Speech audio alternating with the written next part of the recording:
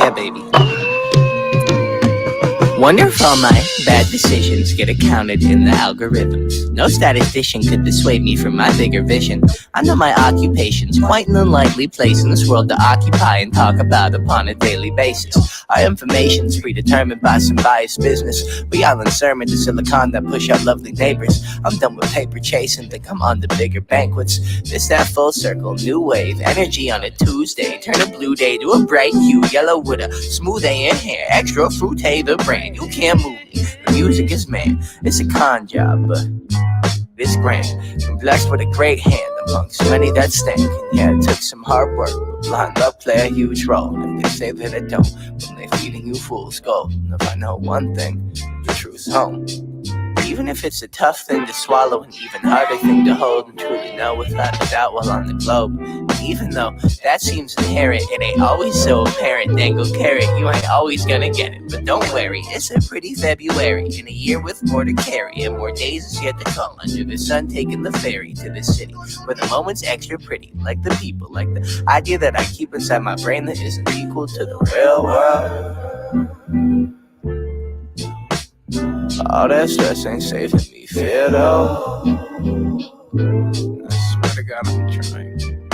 They pushing their demons down my esophagus, screaming the easy life, what I want always. Praise made up holidays, tell me that love is the answer just to boost this economy. Buy more, sell now, but I ain't following. I ain't a hollow man, I'm full of them fall winds. Take it all with a tall grin, and if you feel it, do it with me, and just sing what the song says. Take it all for what it is. It ain't all so big. So big, so big, so big. Take it all for what it is. What it is, what it is, what it is, what it is. It ain't all so big. It ain't all so big.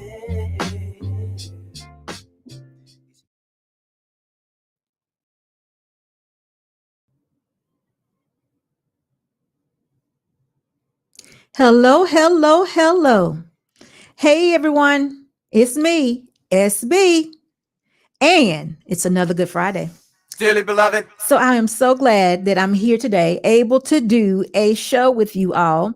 And like I always say on Good Friday, we started on Good Friday, and ever since then, it's been a Good Friday. So I hope that you all are enjoying your day also. Listen, I got to tell y'all a little bit, and then we're going to get into it. But we're going to just have a conversation because we've been so busy. Me and Mr. Boss, my co-host. Hey, Mr. Boss, how you doing? Dearly beloved. So y'all think he's going to work harder since I gave him a shout out? No. But anyway, we've been busy. We've been busy in our personal, professional life so much that I haven't been able to come with you all and share some of my thoughts or what have you. But listen, it's Good Friday. It's Good Friday at 4:00. These are some of my best shows, 4:00 Eastern. So I have to make time to do this today. And I'm so glad that you all are here. Remember, when you're coming into the live, make sure you give us a thumbs up. And those of you in the chat, it's so good to see you guys. I know you all could be anywhere right now, but you've decided to come over here and spend some time with SB. I love it. And I thank you so much for that. For all of you all that missed the 4,000 subscriber show, I appreciate you all. Thank you so much for subscribing to my channel. Continue to do so. Continue to share. Actually, share the videos, share SB, share peace. Actually, the successfully melanated Dusty started this off right. Share some peace and make sure y'all tell them come over, take a look at some of the videos. If y'all want to go back to day one, which was almost a year ago, y'all can do that too. But y'all know I'm just kidding.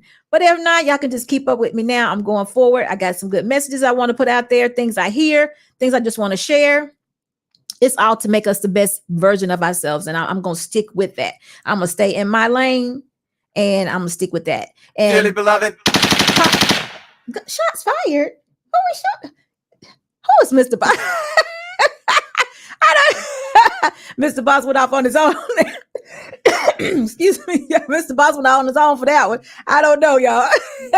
But anyway, my lane consists of a couple of things. One is marriage. Two is being a woman and being a best version of myself.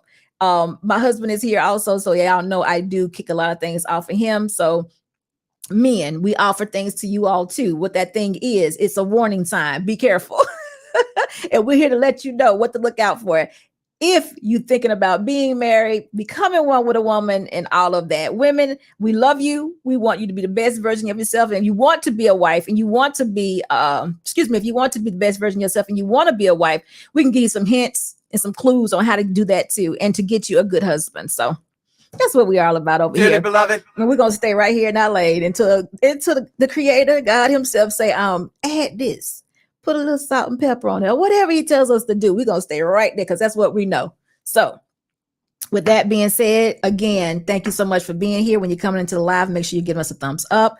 We appreciate it so much. We're gonna go ahead and get started into the show, but before we do that, I want to tell y'all a little bit and give out some more appreciation to some people and some congratulations to some people. Because listen, in September, people be doing it up. In September, I actually started unsolicited. So this has been a year for me. And I noticed we're here in September again. And first things first, Wife Life. I need y'all to find Wife Life on Thursday evenings at 8 p.m. Eastern Time. Wife Life.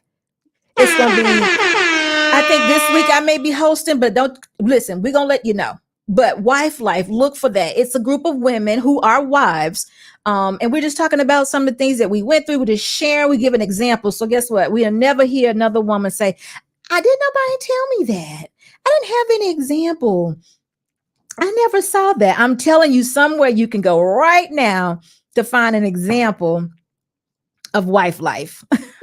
And the things that you may encounter. Guess what? And you can ask questions. We don't know everything. Not everyone has been through everything or nothing. But I would appreciate you guys following Wife Life. It's myself, SB, Rebecca Barrett. Real Film is on, maybe. Yep, Real Film would be there. Family Values, Sade, Carla, Liz, and Martine. Listen, I need y'all to be there. Wife Life. Thursday evenings at 8 p.m. Eastern. And we will actually advertise on what platform you can see these things, but we all will be there. I want to tell y'all that. Now, I want to say congratulations to a few people because I've been noticing here lately. I must do a group shout out. Q, Brittany B, little podcast have just reached 1,000 subscribers. Congratulations, guys.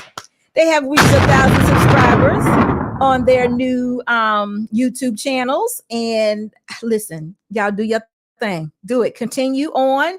And I really appreciate that. And congratulations. Also, Aaron O, my other co-host. Brother, you know we're there for you. You know we're supporting you.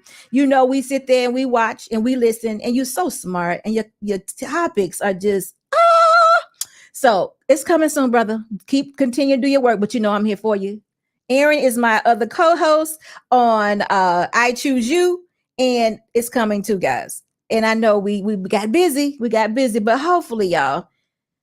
Well, listen, I ain't gonna talk bad about business because that might not be a good thing to do. But in a minute, we're gonna have our personal, professional business in a good place that we can step away a little bit. Does that make sense? Step away a little bit and get back to the professional YouTube business. And guess what? When we do that, y'all gonna see some different things. Cause Wendy Williams is no longer doing her show anymore. But guess what? That 10 o'clock spot may belong to SB. What y'all think about that? Dearly beloved. So anyway, we got some new and different things coming. And I just want y'all to stay tuned for that. Just let y'all know some things are changing. Not really changing. We're just adding to. So just let you know, sometimes you got to reinvent and continue to add to. So that's what we're doing over here at SB Nation. And again, thank y'all so much for being here. So anyway, we're going to get to it. The title of today's show is, Will Men Come for Montell Jordan for Saying This? All right. So listen, I'm going to play this video and we're going to make sure we get it played. And I want y'all to let me know. We're gonna get started. You'll have an opportunity to speak men and women, but I want to know what y'all think about what Montell is saying. And what I'm gonna do is we're gonna play a little bit of it. And I'm gonna tell y'all a little bit of what I think, and then we're gonna get into it afterwards. And once it's played in its entirety. Ask him. I said, "Do you love your wife?" He said, "Yes." I said, "Do you want to save your marriage?" He said, "Yes." I said, "Can you place your wife's happiness above your own?" He said, what do you mean? I said, I mean, are you willing to place her dreams, her wishes, her desires above your own? He said,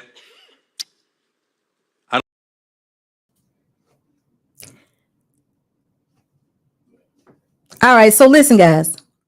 What Montell, let's go back just a little bit. We're going to leave the video right there, but let me just tell you, because some of you all may not know who Montell Jordan is. Montell Jordan was had a hit back in the 90s. It was This Is How We Do It. Y'all have heard that song. If nothing else, y'all heard the beat. This is how we do it. Y'all know what I'm talking about? So anyway, that was Montell Jordan. Do y'all not know? And I don't, let's see, what that was in the 90s. I don't know how old Montell was back then, but Montell is a pastor today, right? So understand this. Things change. Okay. The song was good. The beat was better. You still hearing it now in commercials or whatever. So he's still making money or whatever. He was good. That's the only hit that I know of that he actually made. But my point I'm making is Montell is now married. He's a pastor and he's giving advice or counseling to couples on marriage. So guys, if you think that you're who you are now, marriage and life could actually take you down a different road. And that's my only point about that. But I want to get into this video. So let me just share with you what's been said before already. He's speaking to a man of obviously a husband. And that husband has said, he must be thinking about divorcing his wife. And Montell is saying to him, hey, look, why are you thinking about that? Are you willing to put your wife's happiness before yours? Now, listen. We got to talk about this because y'all already know SB ain't about happiness. I'm more so in love with being satisfied, right? So happiness, we know, is a fleeting emotion. But he tells this man, are you willing to put her happiness before yours?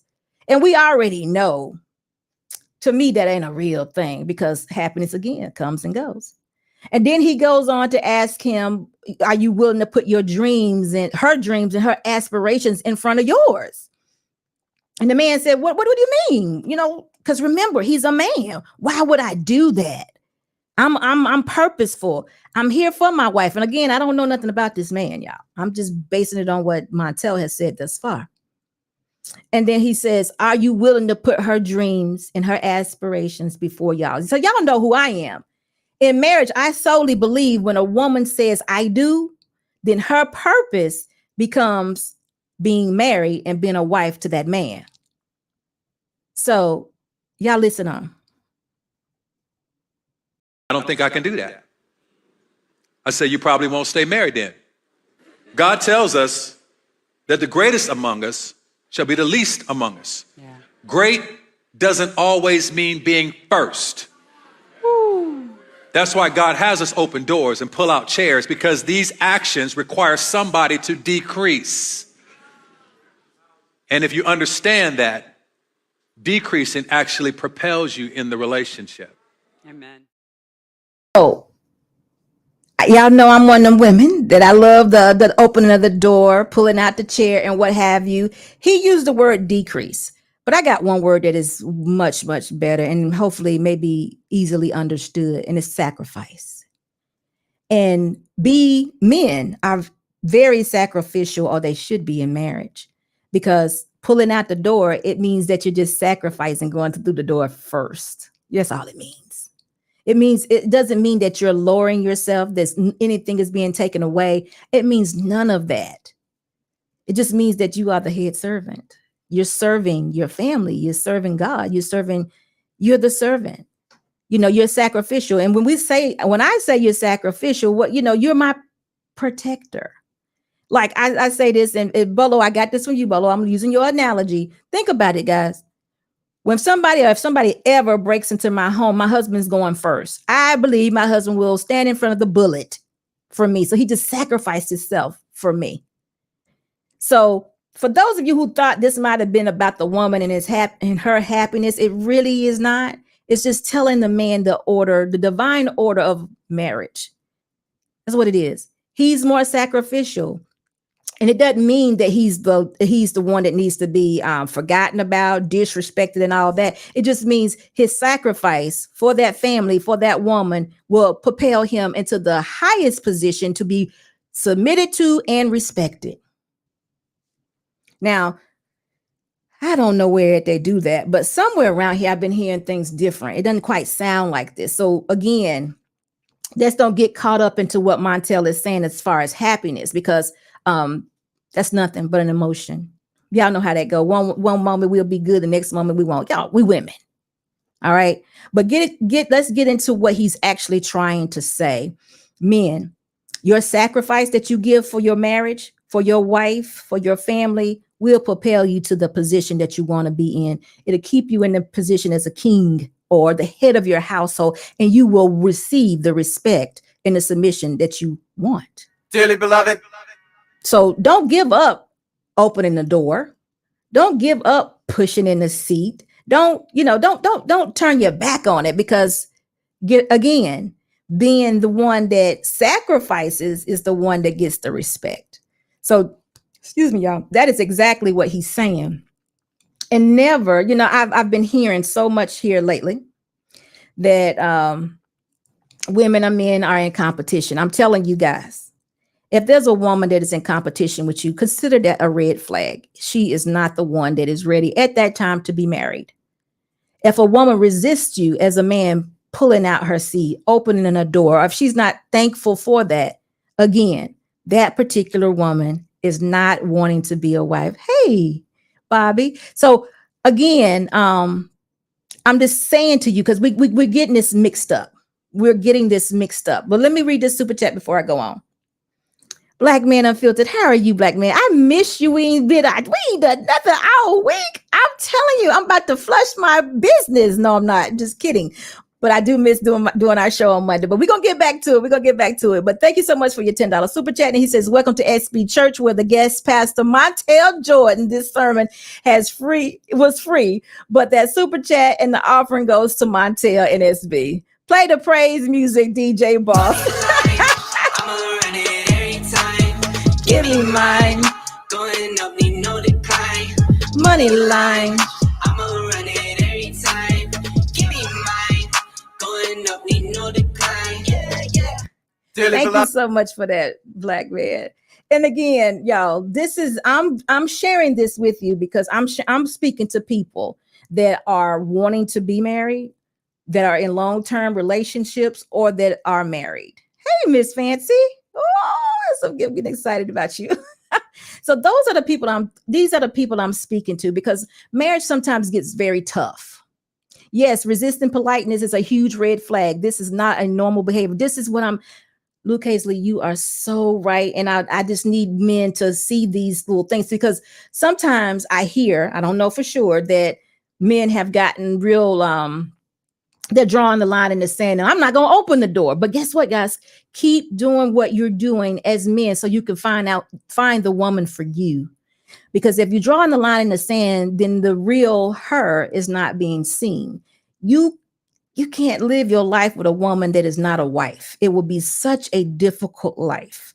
Such a difficult life. You'll be like Montell is saying, are you willing to do this? Are you willing to do that? He said no. He said no. He wasn't even willing to put this woman's happiness nor her aspirations or goals before himself. We got some questions there. See, they were already married. So he already said, Montell told him, your marriage won't make it. That's not what we want to do. So we're going to play it again. Sugar Bomb. Montell. You know Montell. I can't believe. Look. And so I just asked him, I said, do you love your wife? He said, yes. I said, do you want to save your marriage? He said, yes. I said, can you place your wife's happiness above your own? He said, what do you mean? I said, I mean, are you willing to place her dreams, her wishes, her desires above your own? He said, I don't think I can do that. I said, you probably won't stay married then. God tells us that the greatest among us shall be the least among us. Yeah. Great doesn't always mean being first. Woo. That's why God has us open doors and pull out chairs, because these actions require somebody to decrease. And if you understand that, decreasing actually propels you in the relationship. Amen. The part that I want y'all to understand is that message was for the young man. He used his wife to give him a message. The message was for him. I don't know what Montell, I don't know the conversation. Y'all hear it. Now, y'all can go find, I'm sure can go find a complete message, I'm sure.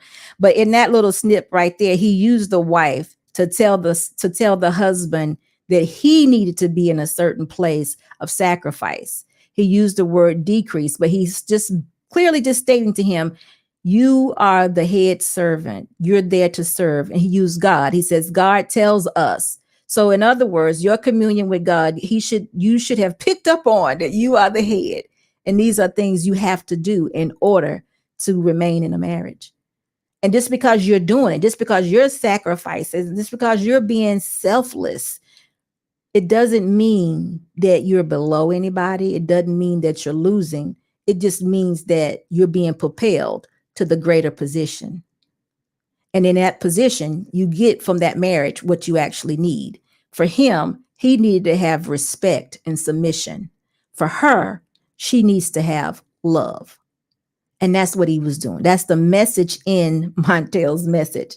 So the reason the question is asked, Sugar, my skin is glowing.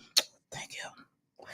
The reason why the topic was, will men come from Montell Jordan for saying this, is because a lot of times in these spaces that we're in, it is almost spoken against a man to put a woman's happiness before his, or to put a woman's dreams and aspirations before his.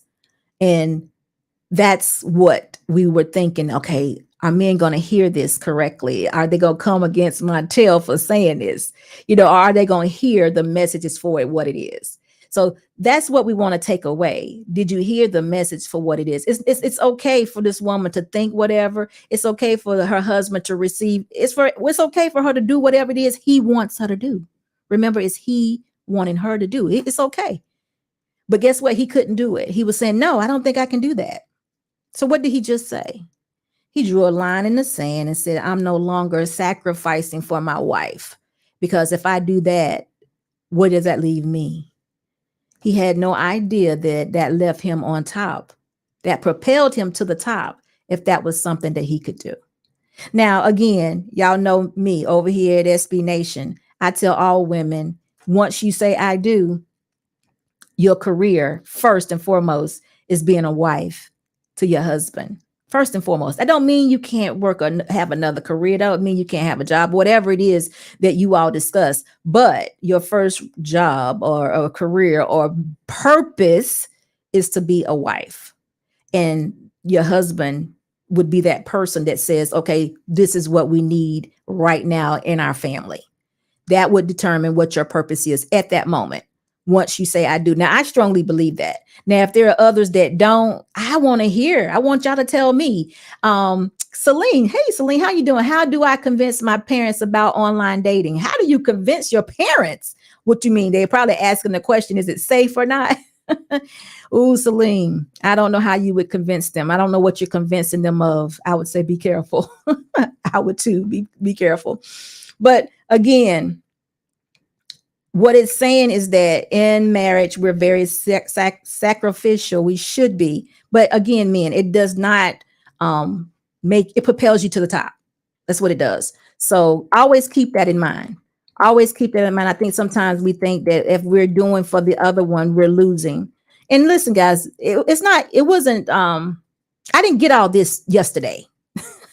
This is things over time, me challenging my role as a wife, me challenging who I am going throughout our marriage, me challenging, or I should say, putting being a judge on the back burner. This is me challenging myself. This is me challenging and asking for guidance.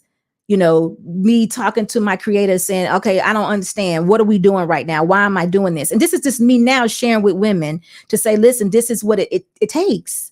So where are you at in this? I'm here on the other side. I'm telling you, in order to be married, and once you say I do, your purpose is for your husband. And then once you all have children, it's for your husband and then your children. if that's what you all decide to do.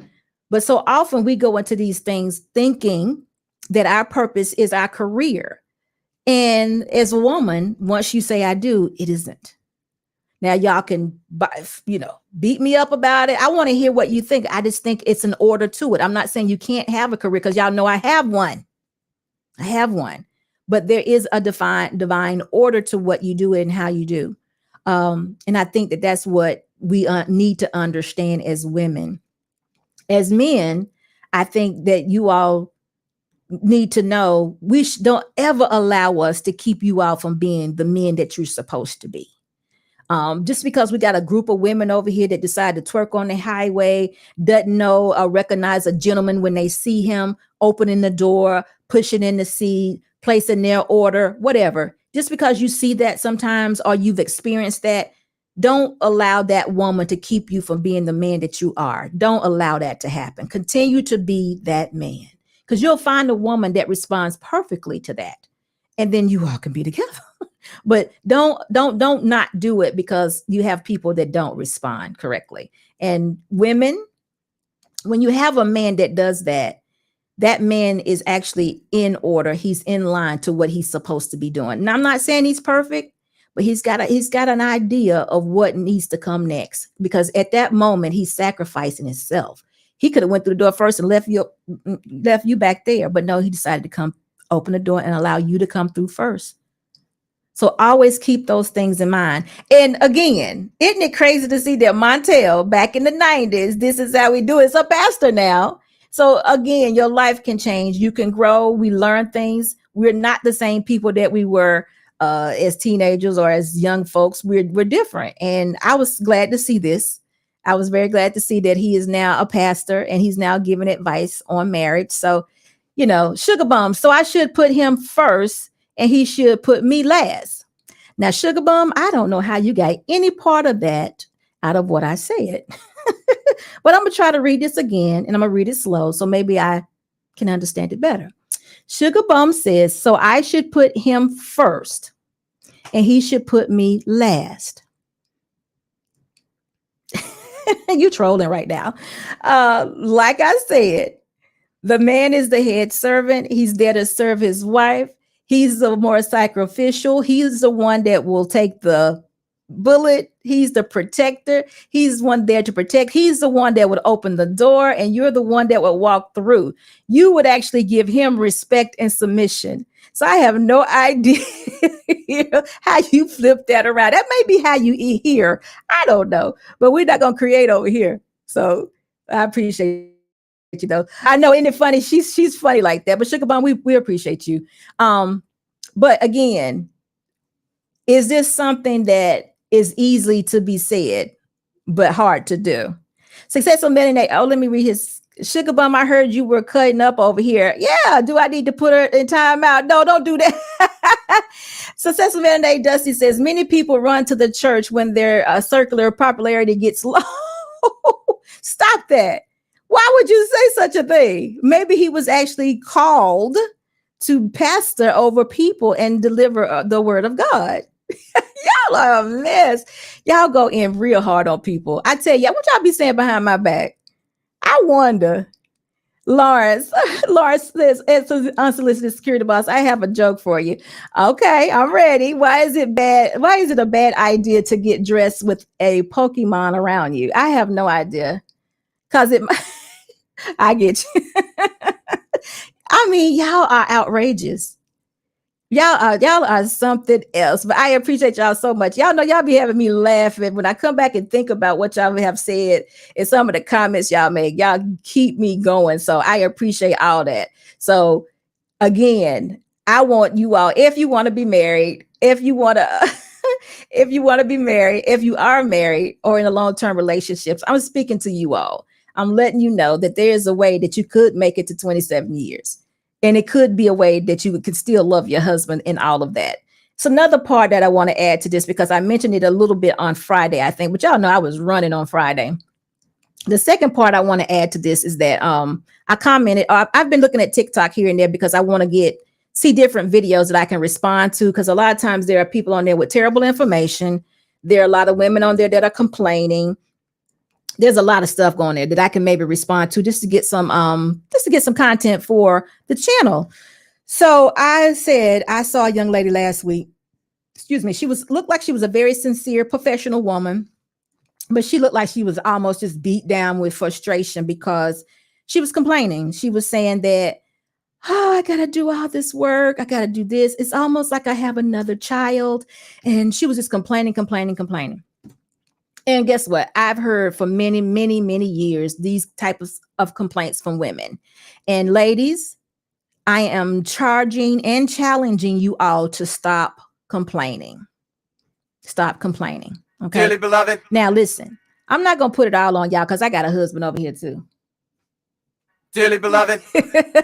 But I'm charging and challenging the women with this. My situation is a little different, but this is what I heard her say.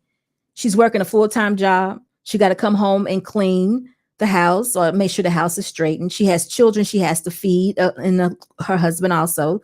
And she's got to cook. She has to go to the grocery store. She got to do the laundry. She's basically doing all domestic and she's working. Now, I don't know if where people are, they don't come up with solutions, but SB Nation and this channel is about some solutions. I don't see how we have these wars going on between women and men for 8 years. I don't get it. Because women have not done or doing anything different than they were doing 8 years ago. They was twerking 8 years ago. They're twerking now. They were lying 8 years ago. They're lying now. They was doing sneaky links, but it had a different name. 304ing. They was doing it then. You know, men wanted different, should have been picking different, should have been protecting themselves 8 years ago. So what's going on? Why we can't get a solution to these crazy ass problems that we continue to have? Because the women ain't changing, guys. The women ain't changing. And we continue to talk about the crazy stuff that they do. I don't get it. I'm a solution-based person. So when I hear something, I guess I got a little masculinity in me because I'm all about some solutions too. Because I'm just like, you know, some of the things I hear women call men some of the some of the terrible names, the most terrible names I have ever heard in my life. The things that B word, y'all, how does it, that BAN? A woman should never address a man or say that about a man. I don't care what the man did. We shouldn't be saying that. For all the wrong reasons, all the right reasons, we shouldn't say those things. Then you got men that call women N-word women, bees. And I'm thinking to myself, how are we continuously saying these things 8 years later? And I'm getting 8, y'all, because someone told me that this war on this YouTube platforms or what have you been going on for over 8 years. And we're not getting to a place where no one knows how to handle each other. Now, I'm going to tell you this last thing I came up with. Mr. Eugene, Dr. Eugene, still give me just a second. And I want to get with you, but give me just a second. This is what I found out, and y'all can help me, but I don't believe that the women who are against men are showing up in the spaces where the men are. And I don't believe the men who are against women are showing up in the spaces where the women are against men. So my question is, if I'm showing up in a space, and why do I need to hear a man or vice versa drag a woman that is not even in that space? So again, I'm just going to non-solution world, but over here we're gonna have a solution. So I'm saying I'm challenging and charging the women with this. If you're married to a good man and you're married to a man that is there with you, he's a family man, he tries, he goes to work, he does what he feels is his part. I need you all to sit down and have a conversation. That conversation needs to have, first and foremost, respect. Secondly, some consideration. Thirdly, I need you to tell that man exactly how you're feeling and what is going on with you. Then the fourth thing is a solution. The solution to this is this. You're doing too much. Women, you're doing too much. You're doing way too much. If you're working a 40-hour-week job, you're coming home, you're cooking, you're cleaning, you're doing all these things, you're doing too much. So I want you to quit your job, but you got to talk to your husband first. Don't just go in there one day and quit.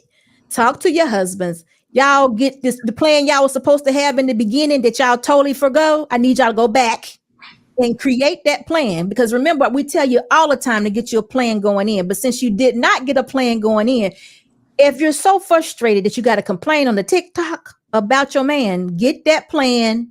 Y'all get that plan together now.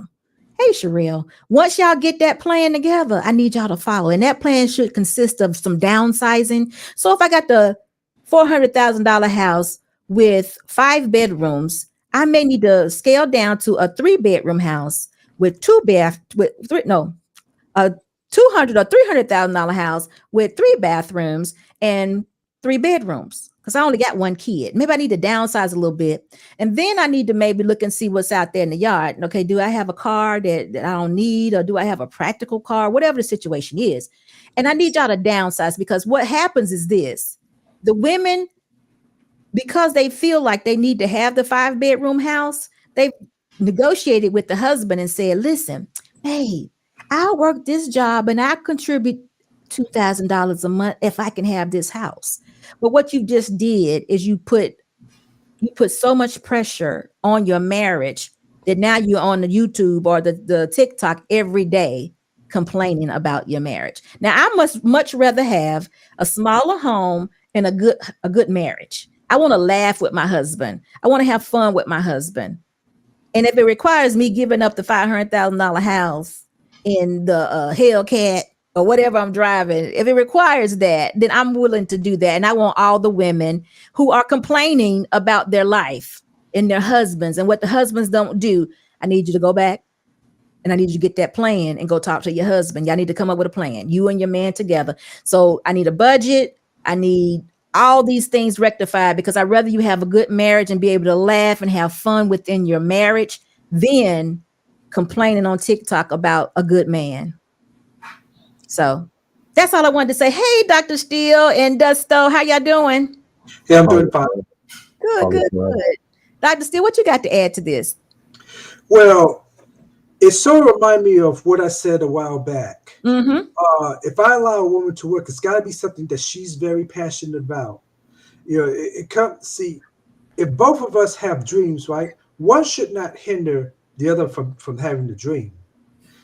So that's why I said if I let her work, it's got to be something she's passionate about. It cannot be to where she has to work to take care of me, because that's my job, you know, as a man, to be that one with all those worries. Okay, I want to, you know, protect, you know, her dreams. And now the thing about putting her dreams above mine, hey, congratulations. Sherelle.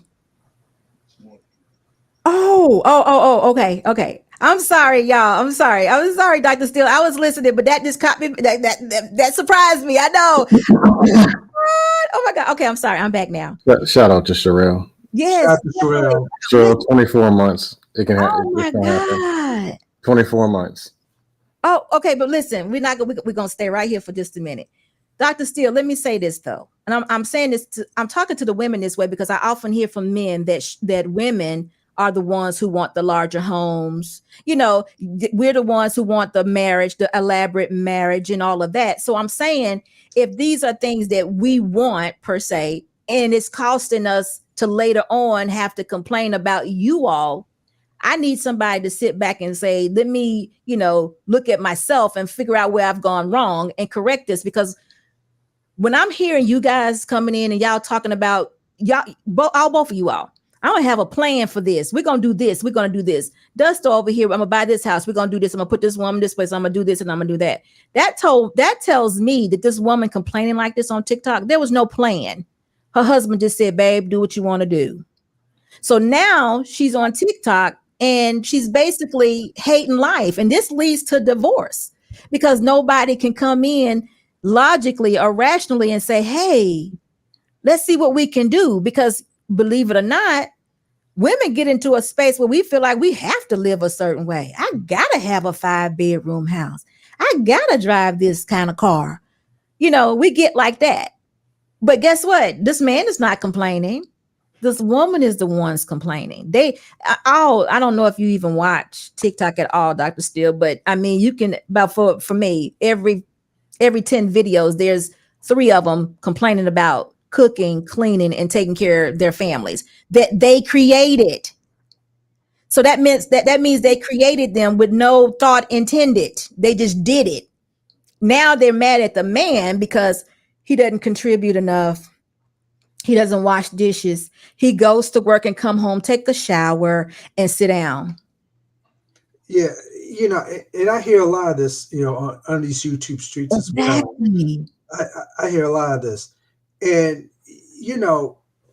they totally ignore what we as men actually do, what we have to put up with in order to have to provide this lifestyle. I mean, there's even some men who were busted behinds for so many years, yes, to build up to what we have right now. Yeah, and I don't understand why those women are complaining. I don't understand. Well, they're complaining because they're tired. I mean, it's a real complaint, but it's not one that doesn't have a solution. I mean, it's real. I mean, if I go to work 40 hours and I come home, I'm doing all the housework and I got 3 kids and I'm cooking and I'm doing this and I don't get to bed till 10 o'clock, that's a real thing. I mean, I really did it. I'm tired. But guess what? It's not his fault that I'm tired. We did make some decisions together, but guess what? I'm finna now give you a solution, because sometimes we get so caught up in our mess, we don't even see a way out of it. It's like, well, I got this house now. What can I do? I got this car now. What can I do? Nobody even thinks about, okay, let's get rid of this cable bill that's $200 and go to streaming. So nobody thinks about that kind of stuff. We just got to live the way we're living and just be miserable within it. And right. No, you don't. Yeah, right. And it comes back to what I've been saying. These women are tired because they feel like they're the ones taking care of everything. Yes. They're not focused. They're not they're doing things they're not passionate doing. And that's why I say if they do something, let them do something they are really passionate about. Okay, let me do most of the work. All right, but that's not the case with these ladies. That's why they're complaining. They're complaining because guess what? Even though, okay, so say from 9 to 5, I'm passionate and I'm enjoying myself, I still got to come home to the 3 kids, and they still need to eat, and my husband still needs to be taken care of, and my house still needs to be clean. All that is a real thing. So we have to, we can't, we've said this a million times. Can you really have it all at one time? No, you can't. No, you cannot. And that's why they're complaining. That's why they're complaining. And also, even if they all do something passionate, if it's too much for them, right? It does not, just because we're leaders, doesn't say we can't help them. No, it doesn't. But guess what? I don't think there's been a conversation or a plan made to even incorporate him in helping. Okay. You get what I'm saying? So, like, for instance, if just like you said, you would want a woman to be able to have her dreams and her passion. If, there are several men out there that probably think that way. So if this woman is going out there doing it, the husband is thinking, oh, she doing what she wants to do. But that don't negate her responsibility as a mom, right? Or wife.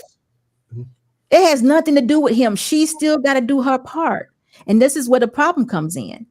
Instead of her going to him and saying, you know what, I chose this because this is my passion, but it is really taken away from you all. Can I have some help? She won't do it. She'll just get on TikTok and complain. Right.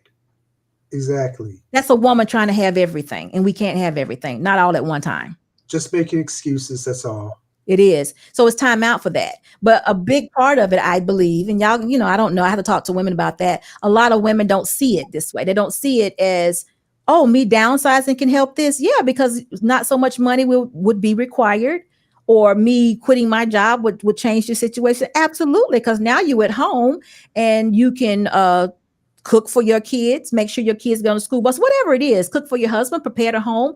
And then guess what? Now what are you complaining about? Nothing.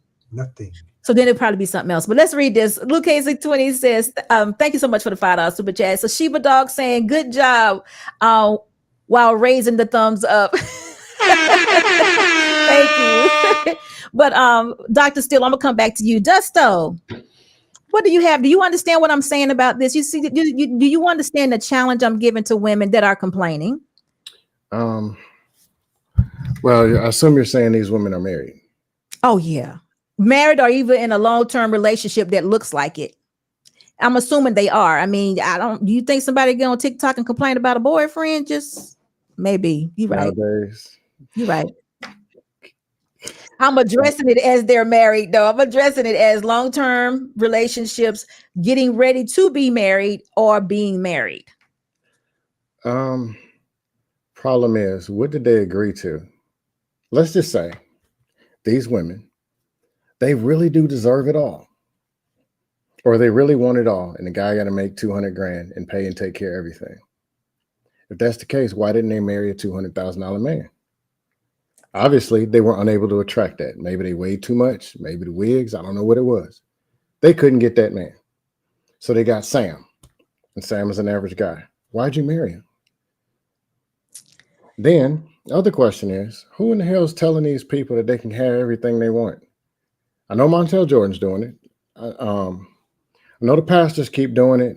I know the simps, they got all 2, 3, 500,000 subscribers. They keep telling them this. But can they at least look in the comment section of the simp.com? All these men telling them what they want to hear. And if you look and scroll all the way down the left, it's nothing but women with no man, miserable as hell, clapping and whatever, with no results. So wait a minute, hold on for a minute. Philip Douglas says, SB, you clearly don't know what's going on out here. Now, I don't know exactly what you're talking about, but I watch TikTok probably just like you do, and I see it. I see a bunch of women on there complaining about their life and about the men that they have that are probably good men. So what part am I not understanding? I want the complaining to stop. So, Philip, if you're not busy, I love people that speak like you. I would love for you to cam up and express yourself a little bit more, because maybe I'm not understanding what you're saying, and I don't want to take you out of place or take it incorrectly, because I do know exactly. I'm talking about marriage. I'm not talking about anything else. I see the women complaining, and I'm addressing the complaints. So, Dusto, I am sorry. Go ahead. Somebody said it's on the men too. Well, No, listen, I agree. I agree on the men. If the man, when he proposed, he said he was gonna, hey, in 5 years, you're not gonna work. I got this business, I got this gig. That's a little different. If that's what he said, if that's what the plan was. But if the plan was never that, and you knew who he was, you knew he worked at AutoZone, second shift. You knew he worked in the post office. You knew he was a 40-hour straight police officer or whatever he is. If you knew and you signed up for it, support what you signed up for instead of trying to change him into something that he's not. Okay, so I don't know how you got that out of what I said, but I'm agreeing with you. Listen to this, though. The challenge. Go ahead. I'm going to tell you again. The challenge is for women, because what you're saying, and I agree with, is that there was no plan. When you have a situation where the woman is complaining in the end like this, there was no plan. Oh, that's on the man. Well, the first thing I said is, women, wives, go to your husband and create a plan with your husband that works for you all, because everything you've done thus far was without intent. Because there's no reason for a woman to get on TikTok and totally complain about a good man. Now, getting back to the part about being a husband being responsible. If a woman doesn't ask her husband for help, he will not give it to her. I am very sorry, guys. Ladies, I'm very sorry. Men just, for the most part, don't pick up on it like that. Not that they won't help you, but they just don't pick up on it that way. Now, if you go to them and tell them, babe, I need you to go to the grocery store, babe, I need you to do this, they will be more than willing to do it.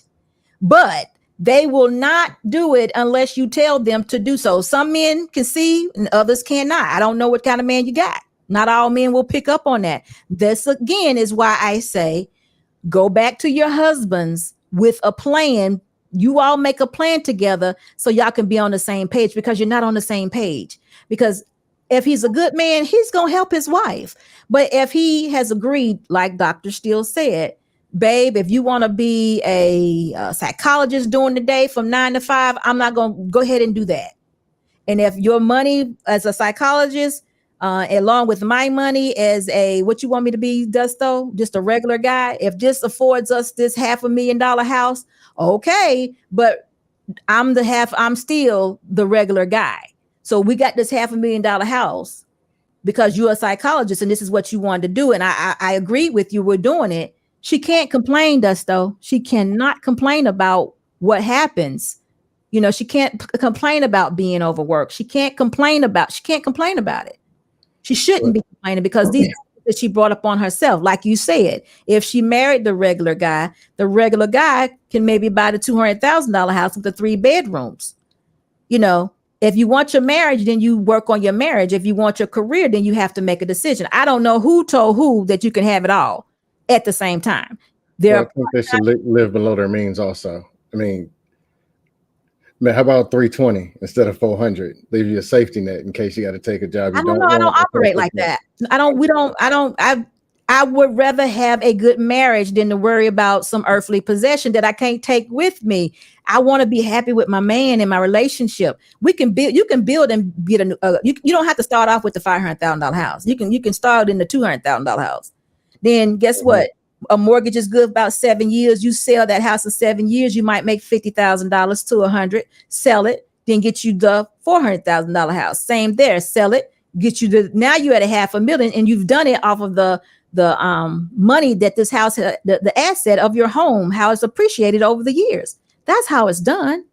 You don't work to pay for that, do you? Do people really work to pay? That's not.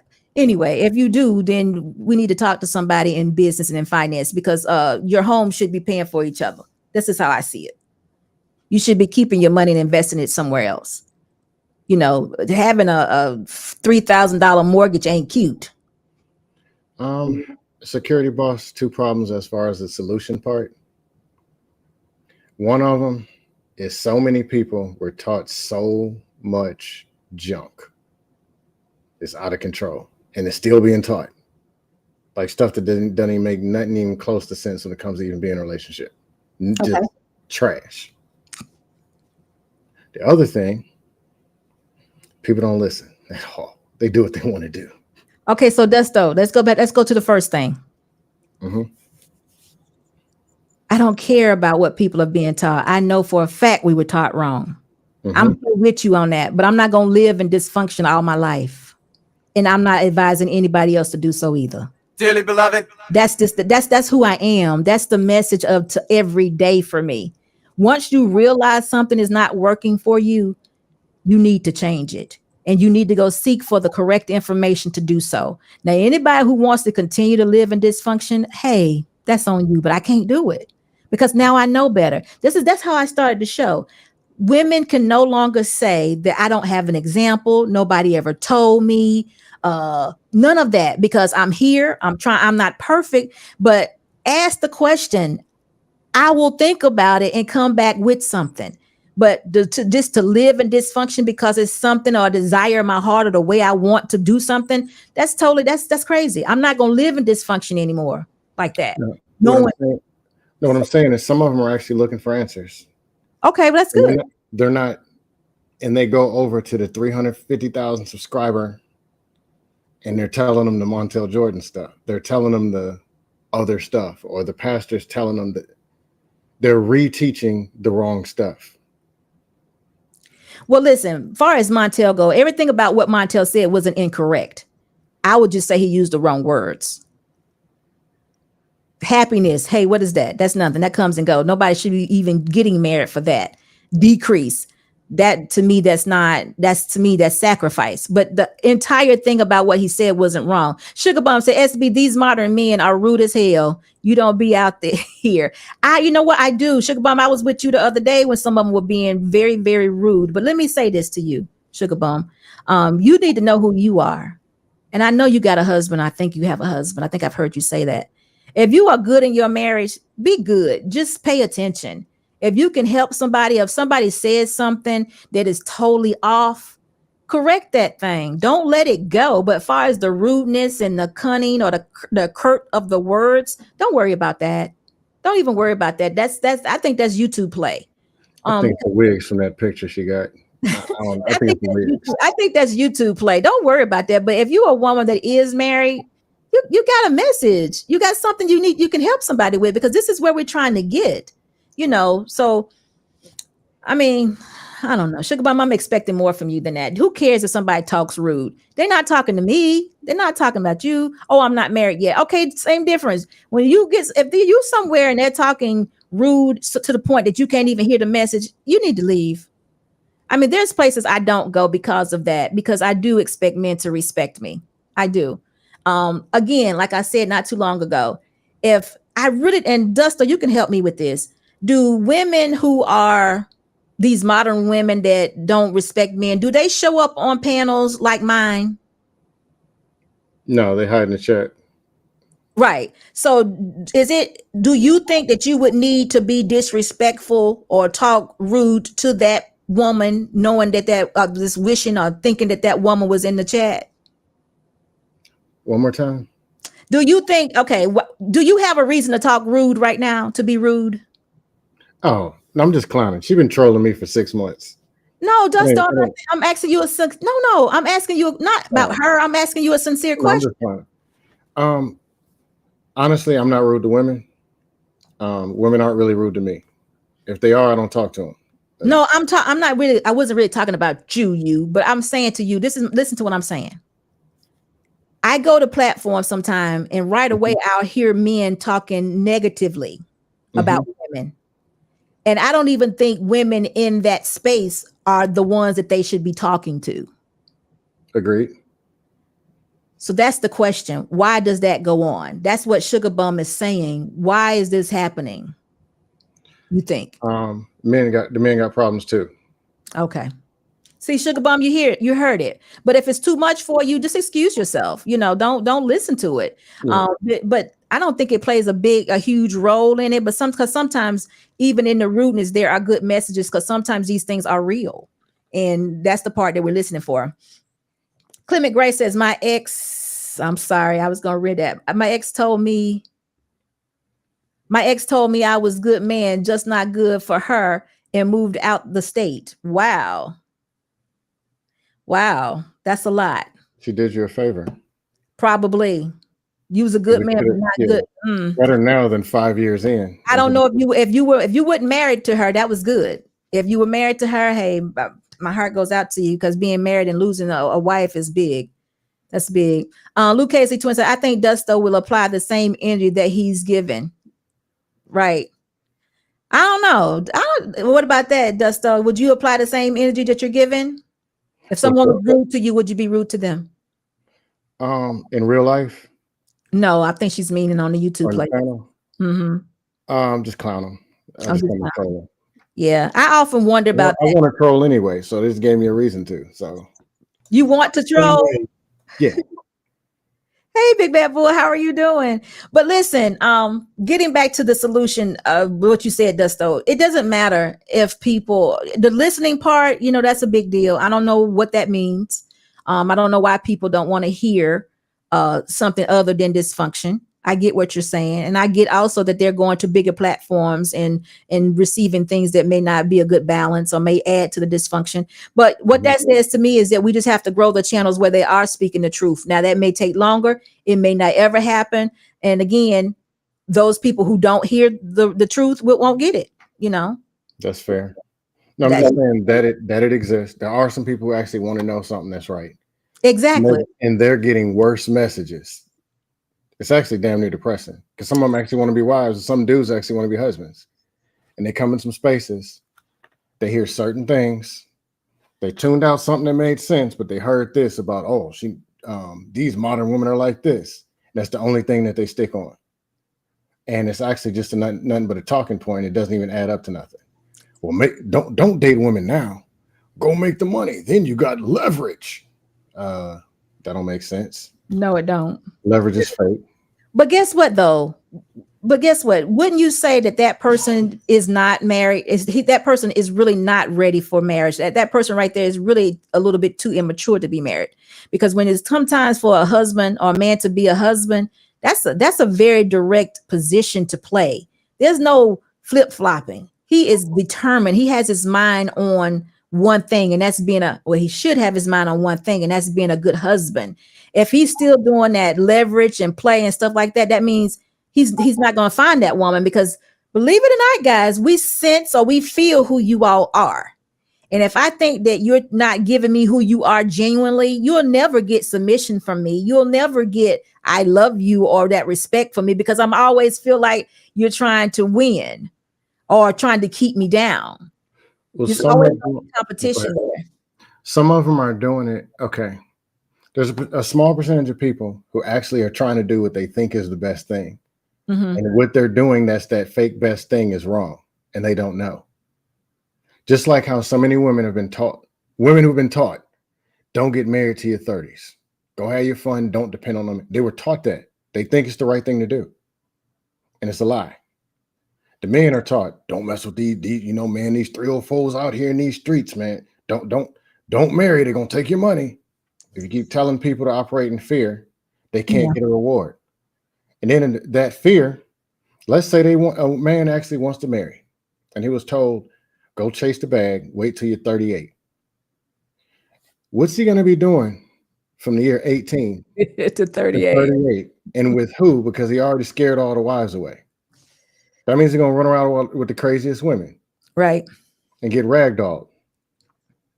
But they're teaching people this stuff. And some of these people are coming to look for solutions. And this is what they're telling them to do.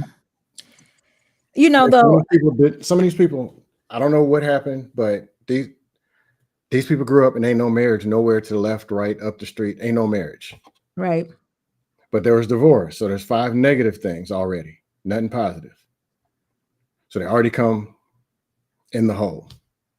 Then they're talking about marriage. All they hear is more divorce. Then they see the woman with the bonnet chasing a man up the street with a pan. Then all the junk. And they might actually, which most of them don't, they actually come out of that and say, you know what?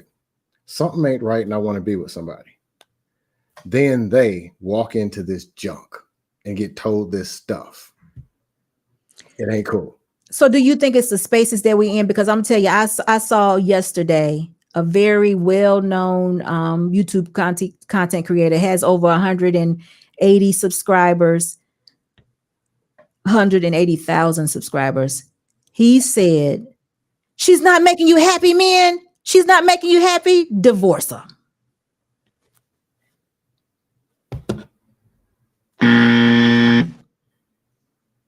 I think that was wrong. I think that was very wrong. Yeah, you have to really communicate. If something's wrong with it, just communicate about it. That was wrong. That was wrong. Because marriage is supposed to be becoming one. I think someone said it in the comment section not too long ago, becoming one with your spouse. If you can, I could never just get rid of Mr. Boss. I mean, he's a part of me. How could I just be like, you didn't make me happy, I'm out? Men are actually listening to this, and it might turn out an act of violence against. I feel that because, especially if we're not able to identify one woman from the next. That's what I was talking about, Dusto. How do you know? How do you know what's good and what's bad if we're just meeting in a certain environment? How do we know this is okay? It's okay for me to be a respectable man here, to have respect, or a man goes over to a platform, come over here. How do y'all know that I'm not? Well, y'all just know me, but I would respect any man, even if we had a difference in opinion. I would respect any man that would come to this platform, and my message would still be the same. And we may or may not agree. But my message is not going to change because he's a man and I'm a woman. I don't get the disrespect. I don't understand that. But again, I realize that this space that we're in may not be solution based. That's why I'm always about solutions. So when I hear women complaining, even if I hear a man complaining, it's probably not my job to give men solution. But what I say to them is, thank that woman for that red flag and move on. What I say to women, if you're already married, we got to change some things. It makes no sense for a woman to sit up and complain about her husband. I mean, it's just making for a terrible home environment. Instead of loving him, kissing on him, hugging him, making him feel like a king. He's the king of your home. Why we can't invest in that? That's good. That feels good. That smells good. That makes it keeps the wrinkles away. Security boss. Do you know how many men are floating around in some spaces or in the real world? They're only 1 one or two modern woman traumas away from being these very disrespectful monsters. Mm. It's probably a good 30-40%. They get greased one more time and they're done. 2 times, they're going to start platforms. Mm-hmm. Reader jumping off a cliff. This right here is what's going on. These modern women marry for convenience, then leave and take all what the men work for with them. See, we have to prevent this. We have to be able to identify a good woman, and we're not identifying with it or something. I don't know, but this shouldn't be happening. This should not be happening. But on the flip side of it, I'm not going to let a woman sit up and complain about a good man. Especially, she had nothing negative to say about him. Like, for instance, he don't come home at night. He don't work. He don't do. She said none of that. That real stuff. He gambles all the money away. She had none of that to say. She said nothing negative about this man. Nothing negative. So that told me that, okay, there was no plan. We did all these things with no intentions. Now she's resentful because he just don't, in her mind, just don't get it. But she has not taken the time to go back and say, hey, babe, listen. Let's write this plan out and let's get on it now. Why we got to continue to live in dysfunction? Why I got to continue to be over here resenting you and you not even know that I resent you? See, this is where the lack of sex come from. Because she mad as hell at him and he don't even know she mad. Did y'all know that stuff happen in marriages? She mad. He don't even know. He has no idea. The more we treat him as a king, the more he'll create and provide. That's what I'm saying, Luke Hazley. He has no idea that she's upset. Dearly beloved. But she mad. If he probably knew she was on TikTok, he would be so embarrassed. He probably would be just embarrassed. Good men are boring to them. Good men are boring to them. I don't know. Maybe, the wrong modern woman. You're probably right. But see, we calling them modern women. Can we really have a traditional woman in today's time, though? I mean, I could see them having traditional values, but is it just as simple that a woman that is a modern woman that wants and is willing to be married? Is that not really what it is? Wants and willing to be married? Because marriage is pretty much a traditional concept to me. I think when they're saying modern versus traditional, it's more like traditional, the ones who value a man in a certain way. Mm-hmm. And modern being what they're doing out here in these streets. Right. I think that's kind of the common separation. Yeah. Dr. Steele say genetically modified. Shout out to Danica Marie. Yeah, genetically modified. That's her. Did she come up with that? Yeah. Well, that's what I'm saying, guys. We have to be able to identify these women because no good man should have to be subject to this. And I just don't know how we're missing it. But if we missed it, I happen to think, though, the woman that was complaining was a pretty good woman. I think that she was just misdirected at this point. I just think that she was just not in a good place because she didn't have or don't have anybody to talk her through it. And, like I said, the husband don't even know there's anything going wrong. She's the one complaining. So how do you get that back on track? So that's what I'm telling. That's what I'm challenging women to do. Women, if you find yourself somewhere complaining about your husband, look at yourself, look at the environment, look and see what part you played in the decisions that were being made to get you there. Because I know that women want the bigger house. I know that women want the nice cars. I know that women want the nice purses and the, we want everything laid out perfectly for us. I'm not going to lie. We do. But you can't have 10 Louis Vuitton bags at $2,500 to $4,000 a pop and 3 kids. How do you do that? You don't. So you have to make a sacrifice somewhere. And to remember, like Montell said, I'm taking this from Montell. Just because we're sacrificed, it doesn't make us decrease. It actually makes you the person that is propelled because you made a sacrifice. And your husband will see that. And that's like, babe, I'm considering you. Babe, I know we ain't got no money to do this. You ain't even got to come and ask me. That kind of stuff. That's just how it works within marriage. And I don't know how we miss that. But even if we are, we're not going to continue to live in dysfunction. Luke Casey says, wouldn't sharing her relationship business through a social media show a level of disrespect? I think so. I think the whole thing is disrespectful. She was complaining, but she never said anything negative about the man being a negative. She never said he didn't work. He didn't do this. He didn't do that. The only thing she said is he goes to work and he comes home, shower, and sit down. She didn't say he was a bad husband. So I have to think about him being a good husband. He's a good husband. Riding the 6, hello, how you doing? I would have to believe that he's a good husband. He's just not availing himself to her the way she wants him to. And she's not saying what she needs from him. She's just on the TikTok complaining. So that's what I'm doing. I'm challenging women and myself. If I find myself complaining about something, I'm going to make sure that I check myself and see what situation I got myself in and, make sure I'm doing the right thing. And I want women to do that because we shouldn't be the men that are married that took that, oath and decided to marry us. We should not be complaining about them. We shouldn't. We should want to stay in this position, stay covered and protected, and tell other women how to do this. So any woman that is, go ahead. Try not to interrupt. My apologies. You can interrupt. So the woman just said that the guy works and he comes home and he sits down and that's it. She says, he goes to work. He comes home, shower, and he sits down and he waits for her to make dinner.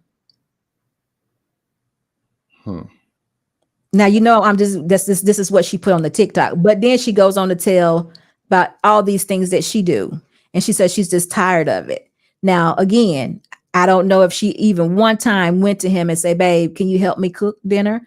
Can you pick up dinner? Can we get food prep or anything?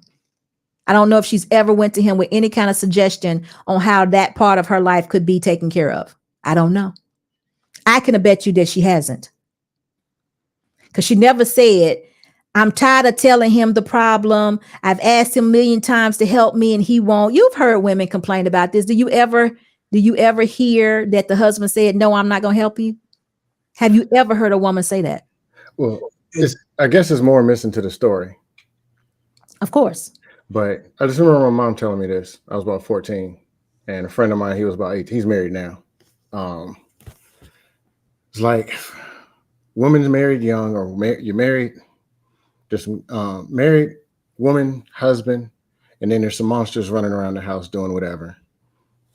Man comes home. She worked. He worked. She tackles the monsters, throws one in the bathtub. She cooks a sandwich. She does this. Then he wants to go get a piece come 8, 9 o'clock at night. She's like, no, I'm tired. Just no. 2-3 days of that. Man, why don't you look and see why she's tired? She's chasing this monster around, bathing this one, mop the floor, cook the chicken, this. That's why she's tired. And it'd be very attractive if she came home and saw you tackling a monster, you cooking the chicken, or you mopping the floor, or you taking the trash out or doing something to help. Meaning if you're working and she's working, it's not just you done your 8 hours. Now you watch football and she got other household duties to do. Yep. Might want to lighten up the load or do something or be cutting the grass. That's understandable. Right. But it may be some kind of imbalance there. No, I agree. The most attractive thing to a working woman is a man with a mop in his hand or holding a chicken or changing a diaper or doing something around. Just understanding. Or if you're making 180 and she's making 40, I mean, it's a little bit different. But no, listen, I agree with everything you said, but there had to be a conversation made. A conversation had to take place for that man to know that woman need that help. Most men don't look for, he's already worked his 40 to 50 hours a week or whatever. Mm-hmm. He may come home, take a shower and sit down because he's tired. But if his wife just said, help me, I'm pretty sure that he gonna help her. Because she never said he didn't.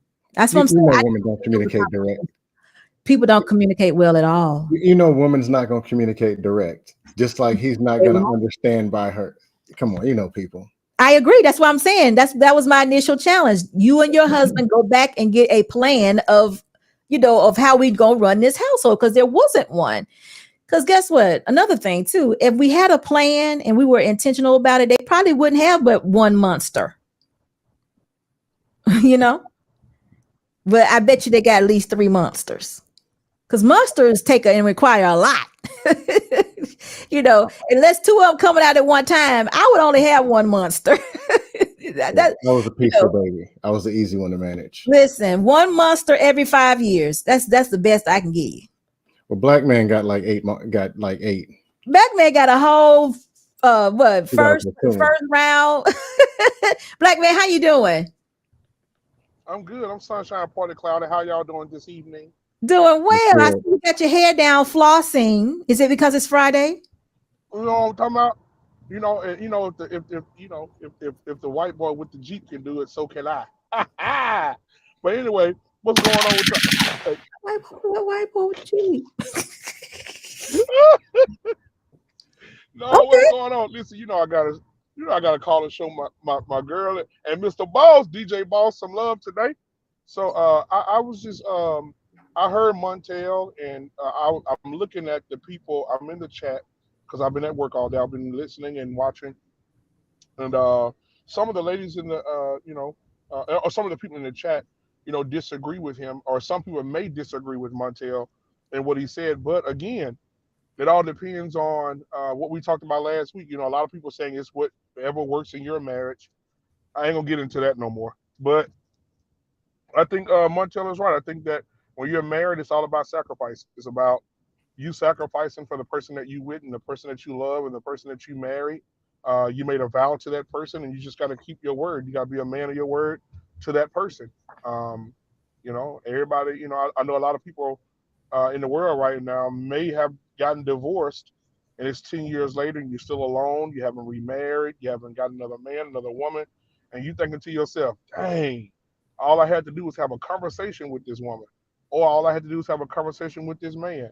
We could have sat down at the table and still been together, still been married, celebrating 15, 16 years, but we're both alone, or I'm alone, and I ain't got nobody. I'm by myself." And I mean, it goes about what you're willing to sacrifice. Are you willing to make the necessary adjustments? You know what, Black man? I absolutely feel like those are situations that should be together, but nobody knows how to put it together. Nobody, and how you can be living messed up for so long that you don't even know how to get it right.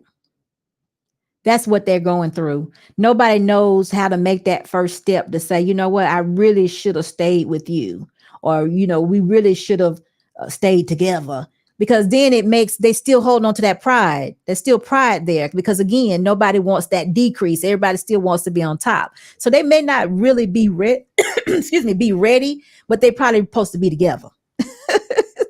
Probably supposed to be together, because how you gonna marry someone, get divorced, and still not be with anybody else for the rest of your life? What? Right.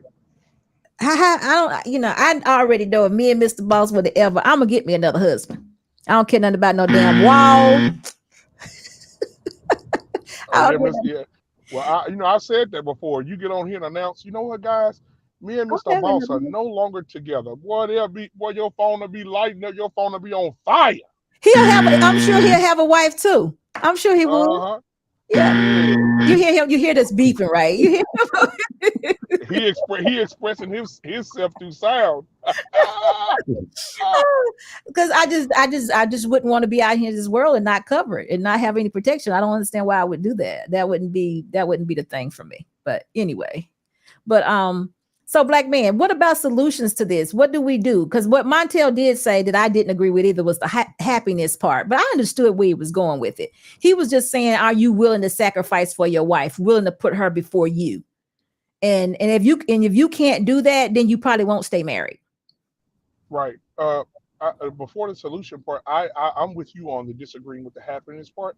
Yeah. Because if we are, as believers, and I think on this panel we all believe that if the Bible teaches us that God does not promise us happiness, right? It's not promised to us. Happiness is not promised. So I just wanted to put that out there. Secondly, the solution would be, everybody calm down. It's okay. That's what I would say. Everybody calm down. It's okay. Sometimes we get so emotional and so, and I think that since the world has given us so many outs, we exercise that in relationships. And so, back in the day, divorce was not an option, and now it's an option, and it's easy. There are signs out on the side of the road that says, get a divorce and get a divorce today. Stop it. Are you serious? Yeah, I'm going to take a picture of them and show them to you. Get a divorce today. Call this number. Divorce today. And so they make it so easy now. So the solution would be just calm down, really think it through. The ladies the other night on the panel, on the show the other night said big deal, little deal. And they use that in therapy. And I learned something from watching the ladies. They said big deal, little deal. When something happens between you and your mate, you decide if it's a big deal or a little deal. And you really concentrate and say, you know what? That's small. That's nothing for me to blow up about. That's nothing for me to throw low jabs at my husband or say something bad about him or talk down to him. If it's a big deal, then you sit down, you have a conversation about it, and you walk through it. But all this throwing stuff at each other and telling, that's, bringing up past endeavors and all that other stuff is just, and that leads to divorce. I don't want you no more. I'm out. I'm going to file for divorce tomorrow. I don't want to be with you. That's how it works. I mean, that's where we're at today. Well, you know what? I get that, because if you're here in these spaces, you're not hearing anything good about women, let alone about marriage too much. And the people who do have good marriages, there's not a whole lot of us here, but there are some here. And I hate that. I wish that we did have a broader message. But again, we got Wife Life. We got, me, I'm over here. And there are a few others. There's several others, y'all, that's pushing white marriage. And, we just got to keep working at it. Hopefully the war it's already ended over here. But I hope everybody else get the message that there's no war. Men and women should really love each other. And they really do, because they can't stay away from each other. It's just some weird energy that's out there, Yeah, and I believe the war is over too. I just think in certain spaces they still going 100, but I do think that the war is over. However, I do think that conversations that need to be had, but you need to have those conversations with people that want to have that conversation. right. And you gotta surround yourself with people that want to do the work. And I think that we've given so much energy. I'm talking myself anecdotally here. I think I've given so much of my energy to women it's on my platform, especially giving a lot of energy to women that don't want to do the work. And you're tire yourself out trying to get a horse to drink water. You can lead them, but you can't make them drink. And so my mission is to just surround myself with women that are doing the work, that are married, that want to be married, that desire to be married, and have those conversations about relationships and push that forward. And if we do bump heads, we bump heads in a healthy way, Yeah. not a way that we're disrespecting each other, talking down on each other. But it's okay to have some discord every now and then, because everybody's not going to agree on everything. So I think that the solution is to surround yourself around people that want to come to work, clock in, and do the work. Absolutely. I got a question for you all. So Isaiah says modern woman versus marriage laws. So what do y'all think about that? I think it says modern woman versus the marriage laws. Now, Isaiah, I don't know if you're married, but this sounds so close to a talking point that I have to ask these men here in front of me what they think about it. Modern woman versus the marriage laws. Tell me, guys, about the marriage laws. And are they new, different, or are they the same laws that's been in place pertaining to marriage for a very long time? I don't know. Y'all help me out. One of y'all can go ahead. I think, the Bible has already spelled out what those marriage laws are. Yeah, I don't think it's really that different. Now, as far as these current laws go, because I know Islam have their own marriage laws, and most of the time they're very strict. But as far as this latest marriage laws, I'm not really familiar with. But I feel that the marriage laws should be based on the spiritual aspects of it. Very good. All right. Dusto, go ahead. What you got on these marriage laws? This is what I keep hearing. I'm trying to make it short. Okay. The men are complaining about the system. Okay. Some of these men don't even have any money anyway, so I don't get what they're complaining about. Their system, Somehow you marry a woman and then you divorce and then they start taking all your money. Okay. Dude, you ain't making no money. What they gonna take? So But this will be fear, before you go on. Let me walk myself. I'm gonna walk with you. right? So It's a false narrative. Oh, go ahead. okay. So this marriage law where you marry a woman and then if you should get a divorce, she takes all of your money. So that would be would be within the confines of a traditional marriage where the woman is not working. Right. Well, I was putting it out there like that as a false narrative because Mhm. that's what's being heard and that's what's being taught and that's what's being Okay. said. Okay. Don't marry because she'll take all your money. Okay. Okay, now you've eliminated all the wives because you don't want to marry. So now you're dealing with who? The wigs. Oh, You don't want to deal with them. okay. They're undefeated. Okay. Okay. Assalamu alaikum. A Wiggum salam. All right, Black Man. Can you add and help me out with this? Can you help me out with this marriage laws? Wait a minute, are these not laws new laws that just recently put in place for today's man in the last decade that has more money than the ones in the past? Or can y'all tell me about this? The men are making more money? Are the women not working as much or what? Well, it's not. I don't think when it comes to the laws, it's not. I hear what Dusto was saying, but I want to go to what Dr. Steele said. He said he thinks it should come from a biblical aspect of things, because in our country we say one nation under God, right? And so, which we know they're not going to do everything under God, but this one nation under God. And if we're under God, then yes, I believe Dr. Steele is absolutely 100% correct. If our laws should reflect what we're under. And so, but the laws today, no, because here in Texas, please y'all, if you're not married or your wife kind of icky wicky and you think you're gonna get a divorce or something, don't move here.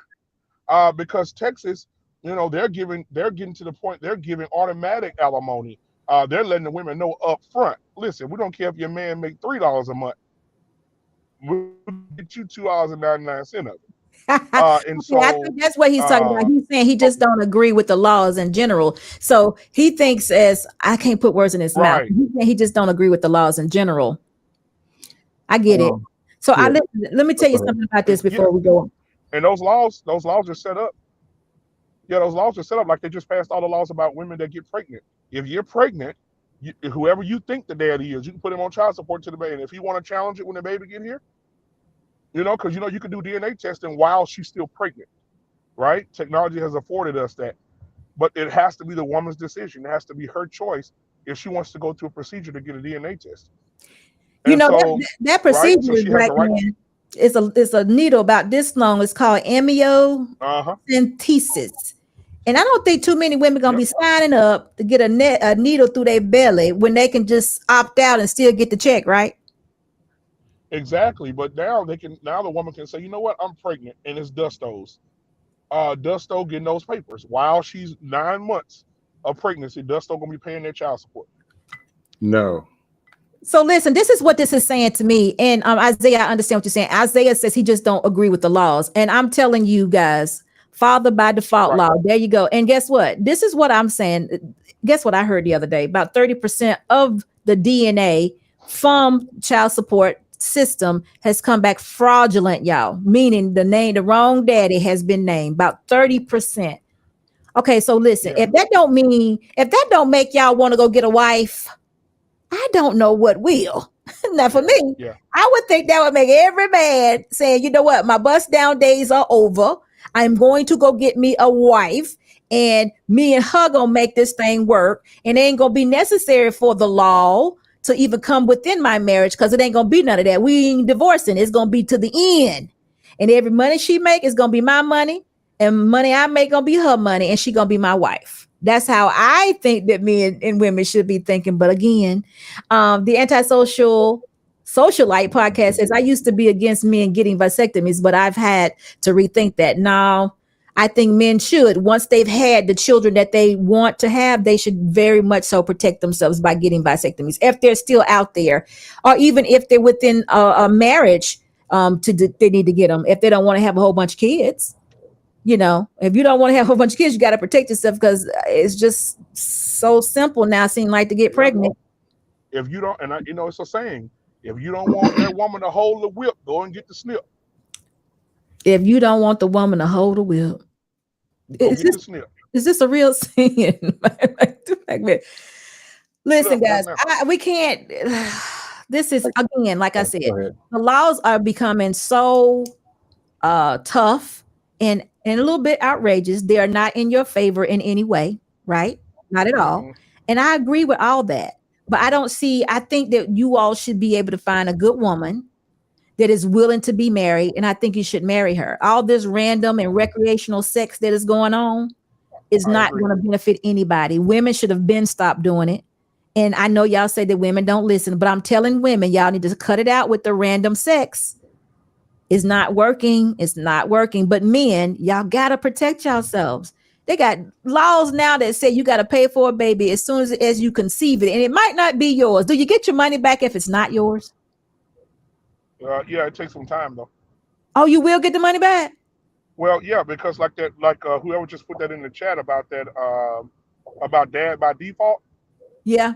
That's a hard. I don't know. I don't know what group of women feminist groups sat around and made that law, where a woman can just choose the father of her child without even having sex with the man, and say this man the dad and put him on child support. That is ridiculous. So let me say this to y'all. That's horrible. Let me tell you this. I'm going to tell you how it happened, black man. Y'all follow me and correct me when I'm wrong.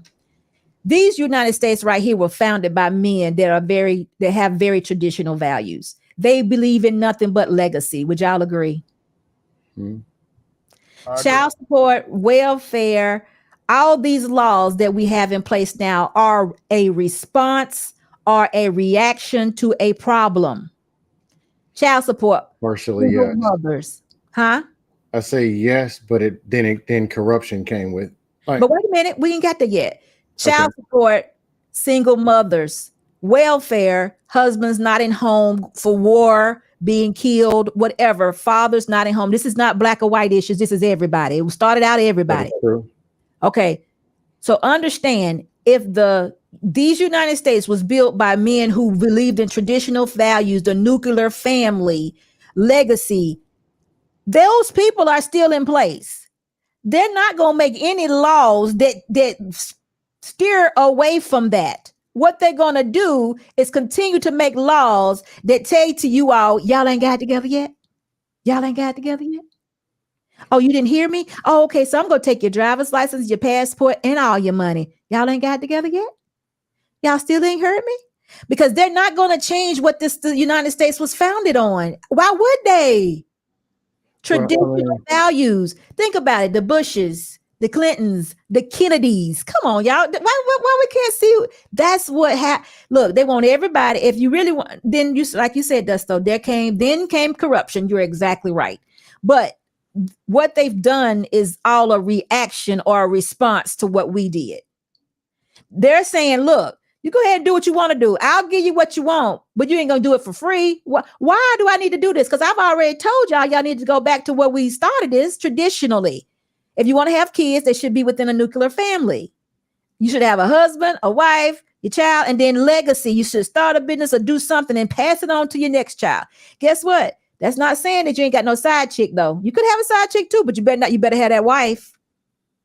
You better have your wife because that's the one you're going to take care of. That's the one that everybody going to know that you got. But no, that's not what we decided to do. We wanted to have the welfare, try to scam the welfare.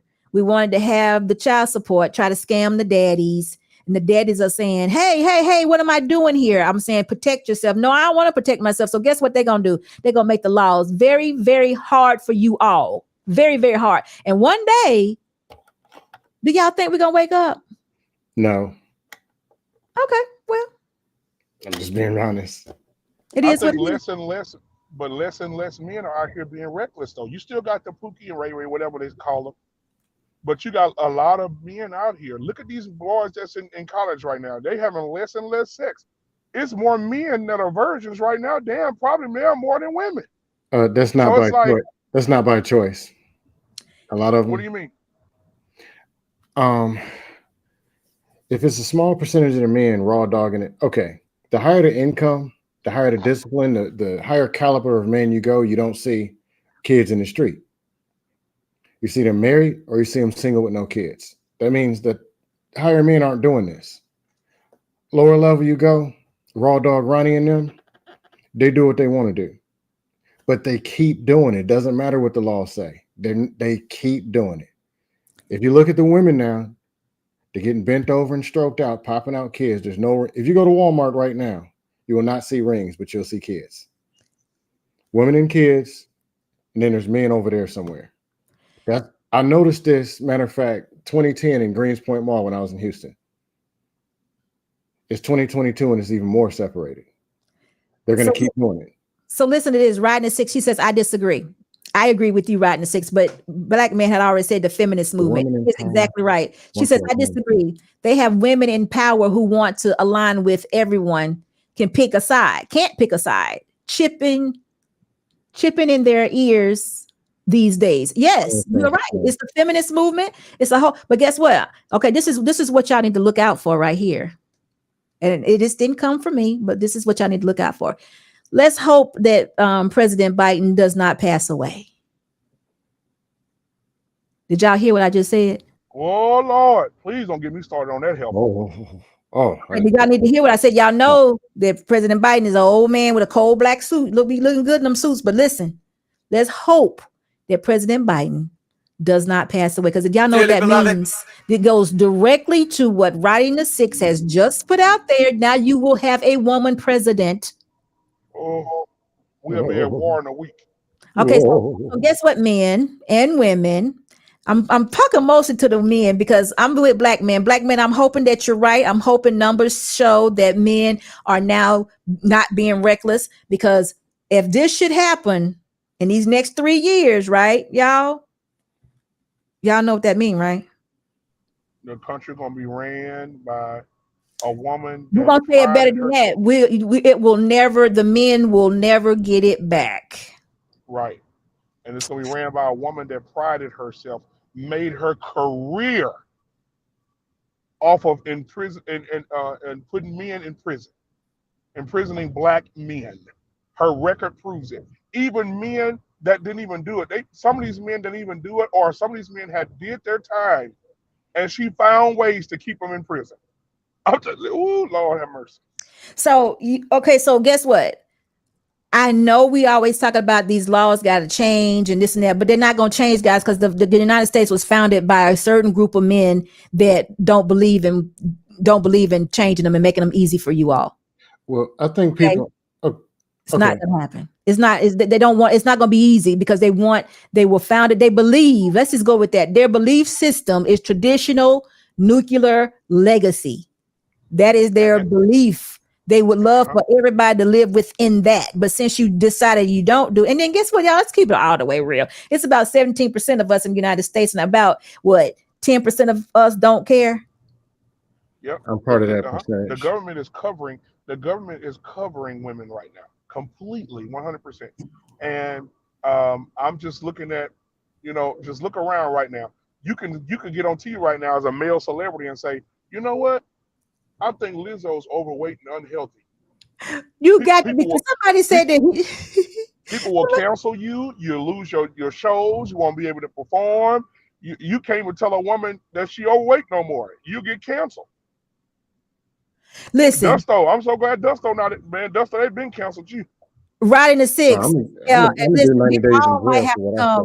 Listen, Riding the Six. We're gonna have to tell Riding the Six. They all gonna have to make room for us if Biden passed away. We're gonna be coming across the pond because I'm telling y'all, that's you got to understand. So there's not gonna be any changing of the laws. I mean, I guess we can protest unless you get these women in your corner, and I don't know. I only think the laws are a small percentage of the problem. Listen, I'm not saying that the founding fathers didn't support. They don't support it at all. It's a reaction or a response to a problem. They don't even want it. But if they got to take care of all these kids, they gonna make somebody sweat for it. They don't support it. I agree with you. They don't. They want kids to be within a family with a man and a woman, husband and a wife.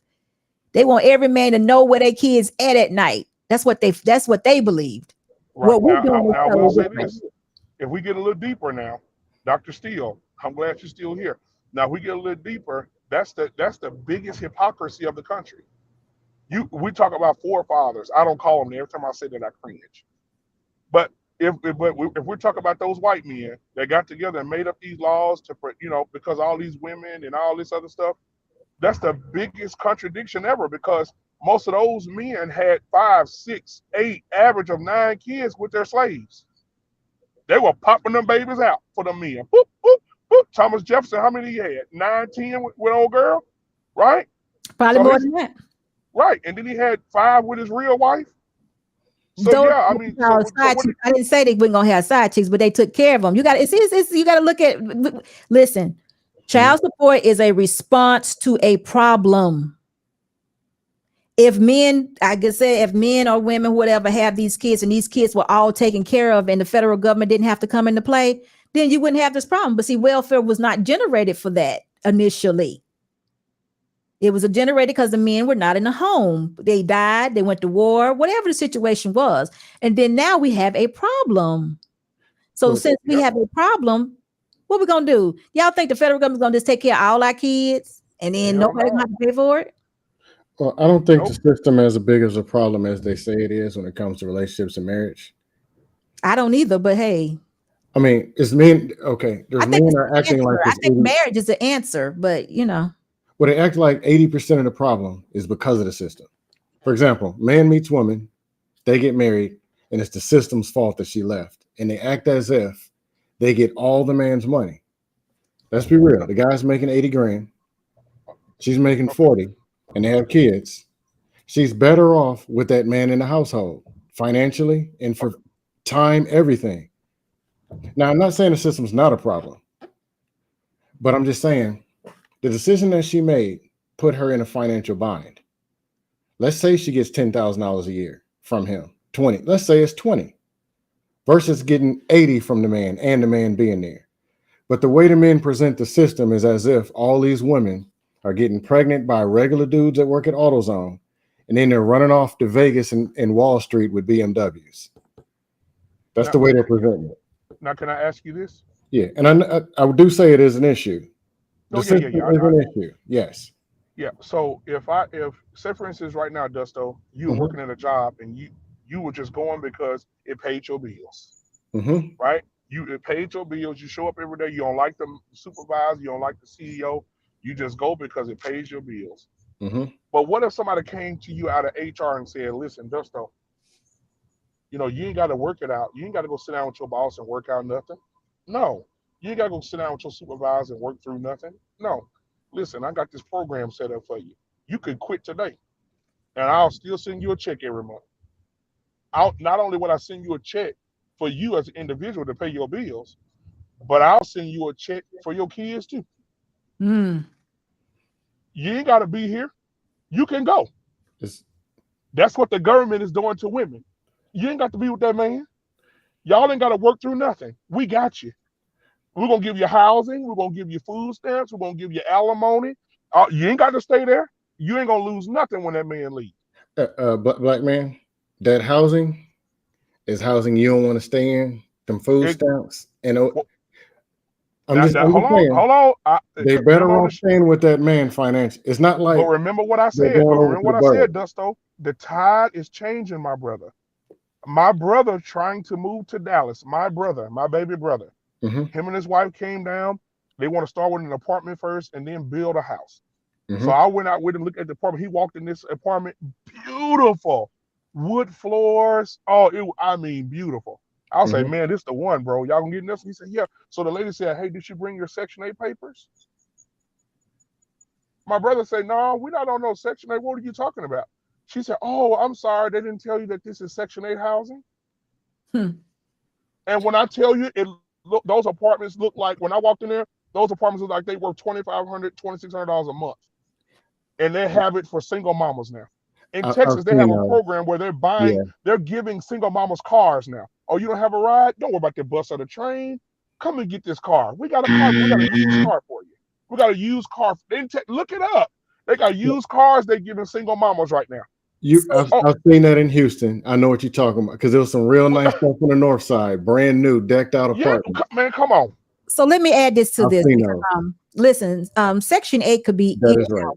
Section 8 can be any house. If I black men, if you right now decide you want to deal with Section 8, you can give Section 8 your property as a rental property, and they would move. And it's anybody's house. It's anywhere. It's any apartment. It's not in a particular place anymore. Not Section 8.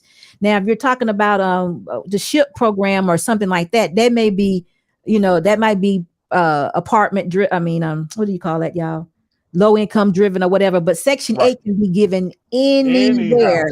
It could be any house, any owner that wants to give Section 8 their property, and Section 8 will pay for it. And if it's not enough from Section 8, then the person that has the voucher for it would have to pay a Section 2, a part of it. Exactly. It could be anybody's house. Yep. Let me speak to Mandrell. Mandrell, how are you? I'm well. How are you, security boss? I'm doing well. Trying to get my background together, but I'll be right back. For some reason, the software doesn't. There it is. So, Mandrell, why you do that? Is it distracting? I got it. Okay. Got it. No I was going to say, is it distracting for you to talk at the same time? So you've been listening, I hope. Yes, ma'am. So what do you have to add to this, sir? Well, I've been listening to you for quite some time now, as you know. And I always watch your content. But I hear this conversation, and it is a fantastic and needed conversation. But what I've noticed is that you made this channel for people to get together and get married. People are marriage minded. I hear women say they want to get married and we're all the marriageable men. But you have a channel like this who's giving them solutions, giving them answers, actionable solutions and actionable answers. I'll add that. Things that are not only possible, but there are fixes for a lot of the issues that people complain about. But 9 times out of 10 in these conversations, I see men pull up. Yeah. 80%. And you don't see that. You don't see the women. I'm like, where are the women to engage in this conversation? A conversation like this.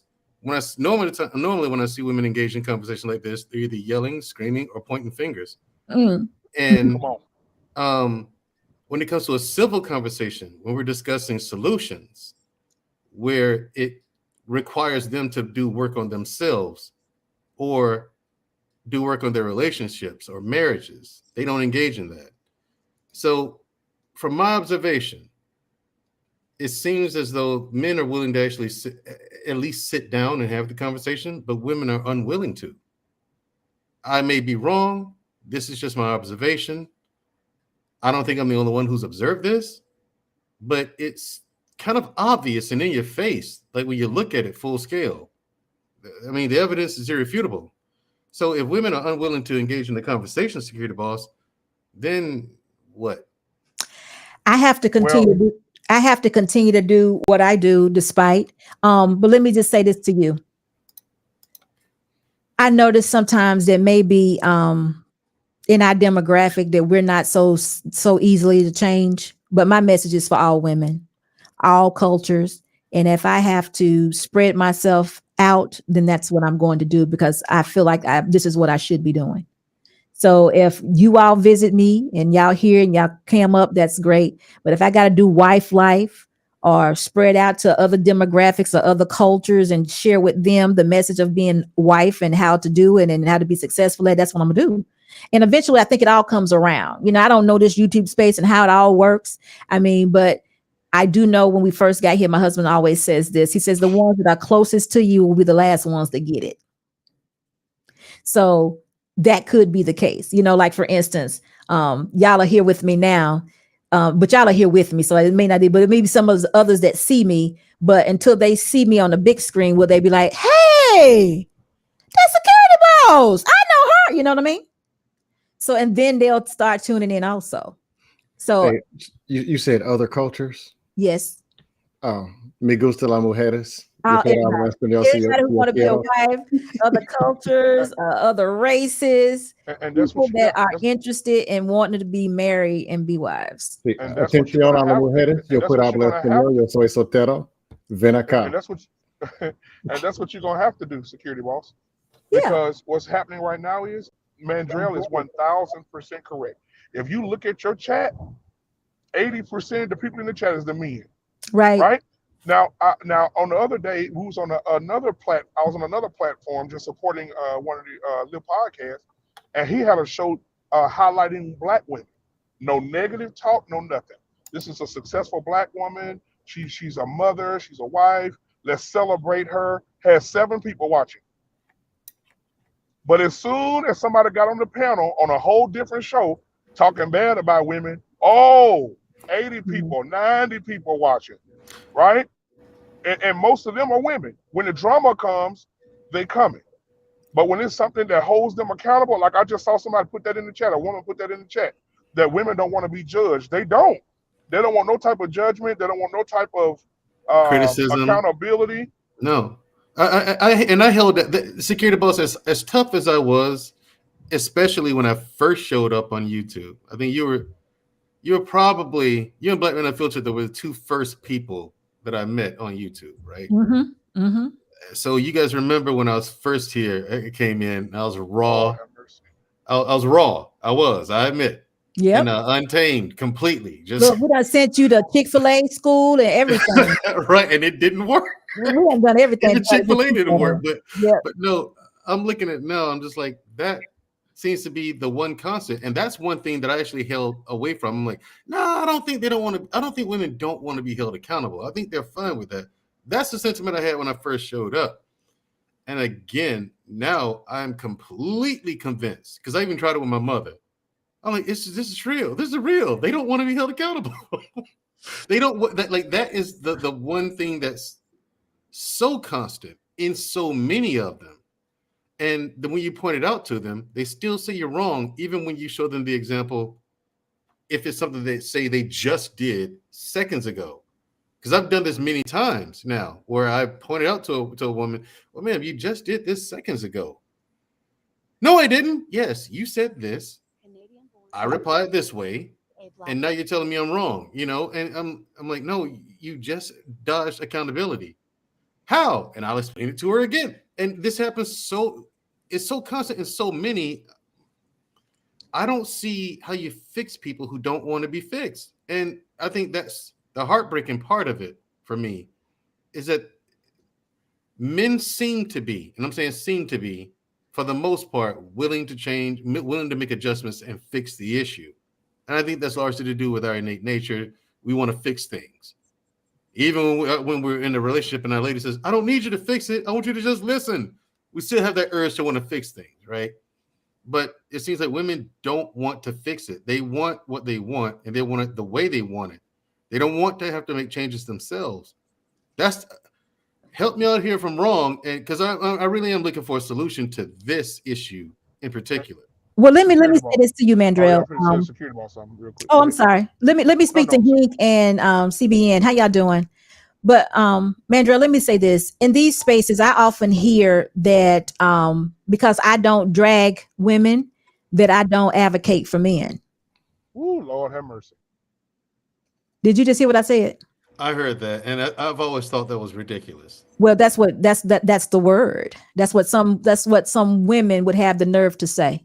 That's because they're not listening. I've noticed that as well. You can tell someone the grass is green, but they'll say, why did you say that car over there is yellow? I didn't say that. I said the grass is green. Like, they'll repeat what you said, but it's something completely different. It's like they don't know what they're listening to. It's because I won't drag a woman, then I'm not advocating for a man. See, this is how I see it in my brain of being older and live life and understand how it actually works, is both parties need to be held accountable for whatever the situation may be. I agree. Since I can see it a lot of times from both sides, I can very well say, men, protect yourself. Woman, you're wrong. Right. But I don't have to say, woman, you SOB, you this, you ain't this, you ain't that, you ain't that. I don't have to do that. You're just wrong. And men, if you want a woman, a wife, this is not the woman you want. I'm done. What else is there for me to say? And security boss. Right. I agree wholeheartedly. What Mandrell just said about his mom, a lot of men probably have gone through it. So I know me and Mandrell's not going to stick out like a sore thumb here. But even with me going to therapy, right? And like Hink, I'm glad he here, because Hink, he always advocates. Big brother always advocates, go to therapy, right? So I've been going to therapy. So I go to therapy and I went and talked to my mom. Mom, hey, listen, some of this stuff I went to my therapist, some of this stuff that you did when I was a kid was toxic, right? And some of the things you said, some of the things you did. And my mama's response was this: Well, if you didn't act like that, I wouldn't have had to act like that. And No she put it back on accountability. she put it back on a child. Yeah, no She put the accountability. accountability on a child. And My I point, find that, man, I find this bro. time and time again. And I'm like, do people not hear what they're saying or understand what they're saying? Essentially, they put it back, the responsibility back on a child that they are themselves supposed to be raising and teaching. So that child's behavior is a direct result of their parenting skills. Exactly. Or lack thereof. But listen, before we go past this, I want to go heal the scam. Like a scam, it says, burn that whole accountable BS. People have free will to make good or bad decisions and live with the consequence. Listen to this, scam. I agree with you wholeheartedly. And I could almost float with that if there was no complaining. If when you were served your consequences, man or woman, you never had anything to say about it, because that is accountability.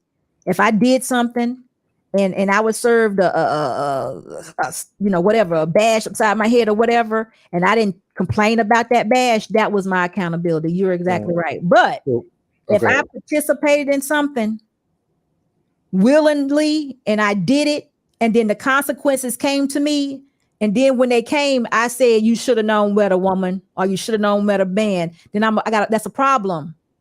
That's a problem. We're talking about these systems right now. Listen, let's don't even talk about the child support system. Let's get on the driver's license system. Let's play with something else so everybody can be free. Okay, scam. You doing 55 in a third. I'm gonna give you one better. You're doing 55 in a school zone, which is 25. A police officer pulls you over. He reduces your ticket down to a 45. You got to pay $300 for that ticket. You failed to do so. Your license are now suspended. You didn't even know. Now you're driving with that suspended license. You get pulled over again. Now you realize your license is suspended. Oh my God, I didn't realize. Okay, son, you got to pay this and this. Then you got to go back and reinstate your license once you pay this. You didn't do it. So now you're still driving. Now your license are revoked. Right? Consequences. Still drive. Next time you got pulled over again, the police officer, you know what? Your license are revoked and you ain't got no insurance. You're going to jail. But guess the first thing people do? Who they blame? That was the white man's fault. Absolutely. Absolutely. Oppression from 18. I think that was what? Oppression from 1857. Or was it 58?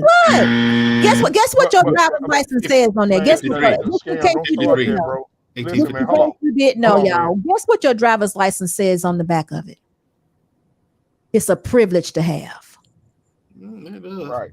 But we can't hold on, scam. We can't neglect the fact, because we just did a reaction video 2 Mondays ago where the mama called the police to help a schizophrenic daughter, and the girl ended up deleted. Because of grandmother. Now, we can't say that.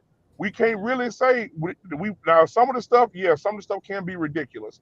But when a girl is schizophrenic, she called for ambulance help. Police officers show up, arrest her, put her in the back of the car. 6 miles down the road, all of a sudden this girl got out of handcuffs, got out the car, and she deleted. She did what? Wait a minute. Wait a minute. The police car. How you get How do you get right? How you get out? My point exactly. Exactly. That is the so question. we can't say they don't. We can't say they don't do that. But wait a minute, black man. I wanted to keep it simple so we didn't have. I was just talking about the ridiculousness. I didn't want to. I was anything. Cool. I got you. Yeah, we didn't want to, because we already. Let me say this. We already know that there's some unethical people in the police system. And all of them, we get it. I get it. I agree with y'all all day, every day. But I'm talking about we're building it on the BS about accountability, because this is a real thing. There are a lot of, I ain't gonna lie, y'all. There's a lot of black men between the ages of 18 and 30 right now with no driver's license, but they still rolling on the roads. They're still driving. Yeah, and there's raw dog runnies out here. No, I was just talking about not holding people accountable. That's what I'm talking about. No, just meaning there is no actual man code. Like this whole, we got to hold these women accountable. Man code is fiction. Right. Just that part. Like the whole yelling and telling people all what they need to be. I'm saying more of holding accountable should just be a regular conversation. Oh. Man, girl does something dusty. I'm going to call it out because I know him. We have a conversation. At the end of the day, if he wants to go out raw dogging in the streets, go for it. You come up on the panel next time and just troll you. But I can't hold him accountable and get all 5 people in the panel to start. I mean, he's going to do what he's going to do. But in my description or in my scenario that I gave, my point I was trying to make is you had an opportunity to get your license straight. You didn't do it. So now you got arrested. So now you're blaming somebody else for the arrest. That is wrong. That's what I'm talking about, the lack of accountability. Now, if you just went ahead and got arrested and said, you know what, I should have got my darn license when they told me to, then I would be good with it. I wouldn't have a need to try to hold somebody accountable. I would be fine with it. But once you gone through all that, and then you still didn't get your license and you got arrested, now you cussing the police officer out and he just happened to be a white man and all this, that's the problem that I have. So that's why I always, and now we're going to bring it to a more serious topic. That's why I always like to warn men about certain situations, because I don't really want you to suffer on the other end, because right now you're walking down a road that doesn't end well for you. It doesn't end well for you. So what can you do so you won't have to hit that wall that you're getting ready to hit? How can I help you with this? Because I can tell you how this is going to end unless you change what you're doing. But no, you want to continue to tell me how it's somebody else's fault, whether it's the white man, the woman's, your mama's, whoever else has been, it could be your mama because she raised you. It could be the woman because she forgot, she didn't take the right kind of birth control. It could be the white man because he gave her all the power. It could be so many different things. But I'm saying, look at here, you're right. And you know all that exists at that wall, right? You already know. So why do we need to go down that path? Why do we want to get close to that wall? Why can't we go a different direction? They like the wall. They like the wall. Okay, well, I can't do nothing about it. Like Eugene just said. They're like you, like Dr. Steele just said. What about the lady that was in the park that didn't want to sign the damn ticket? Same thing. So listen, we're going to play this video again really quick, and then I'm going to go to CBN and Hink, and then we're going to be out of here, y'all, because y'all know SB got things to do. And so I just asked him, y'all. I said, do you love your wife? He said, yes. I said, do you want to save your marriage? He said, yes. I said, can you place your wife's happiness above your own? He said, what do you mean? I said, I mean, are you willing to place her dreams, her wishes, her desires above your own? He said, I don't think I can do that. I said, you probably won't stay married then. God tells us that the greatest among us shall be the least among us. Yeah. Great doesn't always mean being first. Woo. That's why God has us open doors and pull out chairs, because these actions require somebody to decrease. And if you understand that, decreasing actually propels you in the relationship. Amen. Now, can I say something, please? I disagree. You go ahead, Mike. I had to hear it again. Right? So I think, me personally, old school men, I think they've been doing it. I think men have always, not the modern men today say, you hit me, I'm gonna hit you back. I ain't opening no doors for you. You want to be equal to me? Get the hell out of my face. That's what the boys of today are saying between 18 and 30, 18 and 25, right? But the older men, oh yeah, they have chivalry, they open doors, and they always put their wives' happiness above theirs. That's why they always come up with happy wife, happy life. Those old school men, I'm gonna go to work, I'm gonna make the money, get a check to my wife, and let my wife disperse the money the way it should go. I'm gonna make sure my wife have everything she needs. I think all the old school men live that way, and that's why you seen a lot of women back in the day, and the women looked like they were 39 when they were 50, and the husband like he was 80 when he was 30. Because men worked themselves to death and put their wives before them. They worked. They took care of their families. Yep. Yeah, but I disagree with the whole, like, if men are supposed to be leaders, you're talking about putting her happiness before yours. I don't understand the statement. Like, I'm not saying he's wrong. I just don't understand it. No, he used the word, in my opinion, he used the wrong words, but he's saying that men should be sacrificial, because then sacrificial. I agree, because that's just the nature of the role as the man, the role of head of household. Right. You're supposed to be sacrificial. Correct. To the death, if need be. Exactly. If the occasion calls for it. But he says God told us to open doors, and he didn't tell us to do all that. But it's just he had a nasty way of saying that. It just, ugh. I didn't care for Yeah, that. because we got to get away from happy wife, happy Yeah, life. that's nonsense. It's got to Happy be wife, happy happy life. spouse, happy spouse, happy house. Yeah, Because if because a both man, of them have to be happy. The wife exactly, has to make the husband happy as well. exactly, That's where if there's ever going to be a 50-50 thing in a marriage, I think that's where it should be. The wife is doing everything she can to make the husband happy. The husband's doing everything he can to make the wife happy. You know what I mean? And in the middle, you're going to find equilibrium. If you're both working to make each other happy, how does that fail? That's not the goal, because somebody's always giving more than the other in a marriage, Mandrill. It's no But you're equal giving there. but you're giving what you can is my point. No, I don't see. I heard you If- say that before, and I didn't. I don't get that, and I don't get that. So Why not? I don't know. I don't know why. I don't know how to make you understand what I'm saying. I heard you say that before, but Yeah. that's never the case unless you're putting me before you. And if I ask you the question and you say no, that means there's something keeping you. And if there's something keeping you, you're not giving me your best. Well, that's all you can do is give your best. And But if I ask you the question, will you put me before you, and your answer is no, then you're not giving me your best. oh yeah, you have to. Well, that's the thing. As a husband, your whole family's before you.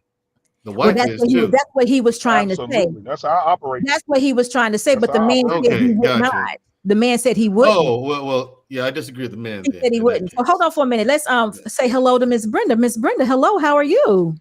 Hello, security boss. I'm doing well. Hello, panel. I have never been on your panel, but I have been listening, and I've been listening actually for quite some time. Oh. And so I want to first and foremost thank you for caring about us women, because we do need solution. You're the first, one of the first few women who are offering solution by bringing men on the panel to say, what do y'all want? And then you start, Yeah. initiating the solution. And whenever it comes to women wanting to be married, they do want to be married, especially Black women. But as I said in the comments, they fear judgment, just like everybody else. But women are more sensitive just because of our emotions, and we don't the need to be right, and we don't want to ever admit that we're wrong. So the question becomes now, how can men start helping us to kind of let down those walls? Because I mean, in my opinion, I've been dealing with approximately like maybe 4 women. We've been talking ranging from 23 years old to 40 years old, all Black women, and all desire marriage. 2 are single mom, and the other 2 are still they're single and no kids. But their biggest fear is always, I don't want to get hurt again. They're service-based type of women, meaning like they service anybody, they service even their men, but their men take advantage. And so they didn't, as I usually say, for each relationship, unless you don't recognize a pattern, it's a bond, it's a trauma bond. So you're moving based on needs, but now we don't know as Black women what to even do. So I have been in a relationship. Actually, I live now with my significant other, and we met in December. And our first thing was to basically state what we're looking for. And I was very intentional about, like, I'm looking for a provider, a protector and provider type of male, somebody who carries the whole family, because I need them to know that if they have something going, I'm going to be having something going for myself. Before him, I was dating a Dusty and took advantage and took everything from me, including almost took my soul, but it didn't happen. But one thing I did realize, I came with a lot of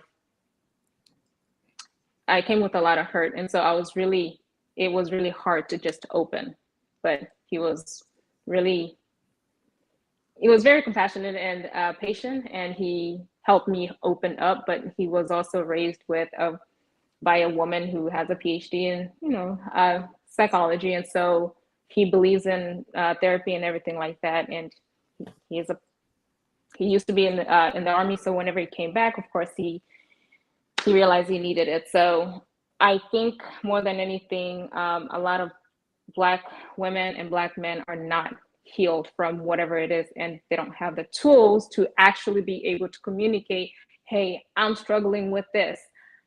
So instead of communicating, we just shut down and say, you're wrong, period. And then now we're kind of like complacent and So what we have to do, Yeah. of course, is definitely work on communication. And I think that I stress that so much over here on SB Nation, work on communication and conversation. We're going to just have a conversation. But the way to get some answers or solution from what we are feeling is that everybody has to have empathy. And if you're a person, and I have to learn this, I have to learn that this group of men that I have here now, I know who they are, and I know that they share empathy for people. Now, they may come with some harsh truth, but if it was somebody that I haven't dealt with before, I don't know them, or don't know their habits or the way they speak, they probably wouldn't be on this panel, or they would probably have just a second with me, and I would be like, well, you know what? Or I should say it differently. Brenda, you would not be here because you're not going to share. I'm not going to allow you to share something where somebody can't give you the empathy that you need in order to share to get a solution. And if I know that going in, we'll be talking about something else. It's not going to be something deep or something that would trigger you or even them or anyone else. It would have to be something that we can have a conversation about, because guess what? More than you experience what you're talking about are going through it. And this group of men right here, and if I hope I can say this about all of them, we all kind of learning. We all have problems and issues in other places. Like, you're a woman that, like you said, you messed with a duster and it almost just took you for everything. Black man has an experience with a wife that almost just took him for everything. So I know this man can empathize with you. Mandrell hasn't probably experienced that yet, but he's listening because he needs to hear what you're saying. Hink, he's listening because he needs to hear what you're saying, but he's back out there now having a relationship and trying to make sure he gets it right. So he's somewhat like in the same space that you are. So whatever we can do to make sure that we're doing it right and not making the same mistakes we did the first time or the last time, that's what you want to do. So I guess to answer that question, for the most part, you have to pick a place where you feel comfortable enough, and grace is what is given to everyone. My grace is superly extended. And if I have something more to say or something more to add, I can do that later on. I can call you up or email you or tell you, leave me your information in the back chat and say this, because I'm not trying to, this is not about YouTube. It's about you being the best version of yourself. I want you to be a wife. I want you to have the covering. I want somebody to protect you. That to me is the ultimate place for a woman to be, for you to be that woman. And that's just what I want for you. And if I see or hear that you're doing something that you shouldn't be doing, or this may cause you some hardship, and it doesn't mean it won't work, but we go through a lot of things that we don't have to go through to make things work. And I'm on the other side of this. So if I can give you a red flag, not that it's going to break up the relationship, but it's like, hey, don't go that way, go to the left. Then you would want to know that, because you're still going to end up in the same place, but I might have saved you some crying nights or a crying night, So that's what you want to do. Can I ask a question? Yeah. So with your friends, you said that they're all, they've been in past relationships and they've dealt with a lot of pain. Are they also in therapy as well? Are they working on themselves as far as therapy? Yes, absolutely. And so I know some of the people in the chat said that therapy doesn't work. Whenever I talk about therapy, I'm not talking about traditional therapy where you have to go sit with a psychologist so that they can map out your dynamics. No, I'm talking about actually having somebody who you can actually share your experience, empathetic enough to let you open up, and in order for you to solve whatever it is that's bothering you. And those women actually, what I call, we came from a period of isolation where we're not dealing with anybody, we're just focusing on us. And so the moment that we're stepping out to go now test the waters, test the world again, it becomes a little bit scary. And so I learned how to, I have a great family. I have a relationship with my God. And so it was a push and pull, but as long as I have faith that and the right counseling, counsel people. So whether it's my dad, my mom, my aunties, uncle, whatever it is, just I have people who are able to do that. And so whenever they were talking to me, they were seeking a lot of knowledge of how to move. And so, yes, they were working on themselves. And mainly, I usually tell them, get a notebook, start writing anything that the time frame that you're stuck at, the person who has hurt you, and then rewrite, and then what do you want, and kind of go on from there. But I do ask them where do their source come from, and so most of them actually say that they believe in traditional relationship, man, a woman, children. So I have a question. I think So you may be the bottom perfect line. candidate. I You have a may be the question perfect also. candidate the perfect person to answer this. Okay. yes. One thing that's confused me throughout my entire life pretty much is the quality of men that women choose. They Mhm. know these guys are trash. They know that they're subpar, I'm gonna but have they to close it choose them down. anyway. I never understood that. But then when these guys skin them up, they say all men are like that. So, and I've seen women meet very, very quality men, high quality men, but because of the pain that the other guy caused, she brings it into the current relationship, which then she self sabotages. Right? I'm not talking about me in particular. I've seen this happen to friends, right? And other associates. So why is it that women A, choose men that they know are not good for them, and B, blame all men for that guy's mistakes, and C, carry that stuff into the new relationship and treat this guy as if he's the one who did it? And so actually the answer would be because I also questioned the women. It started like, why did you choose that person?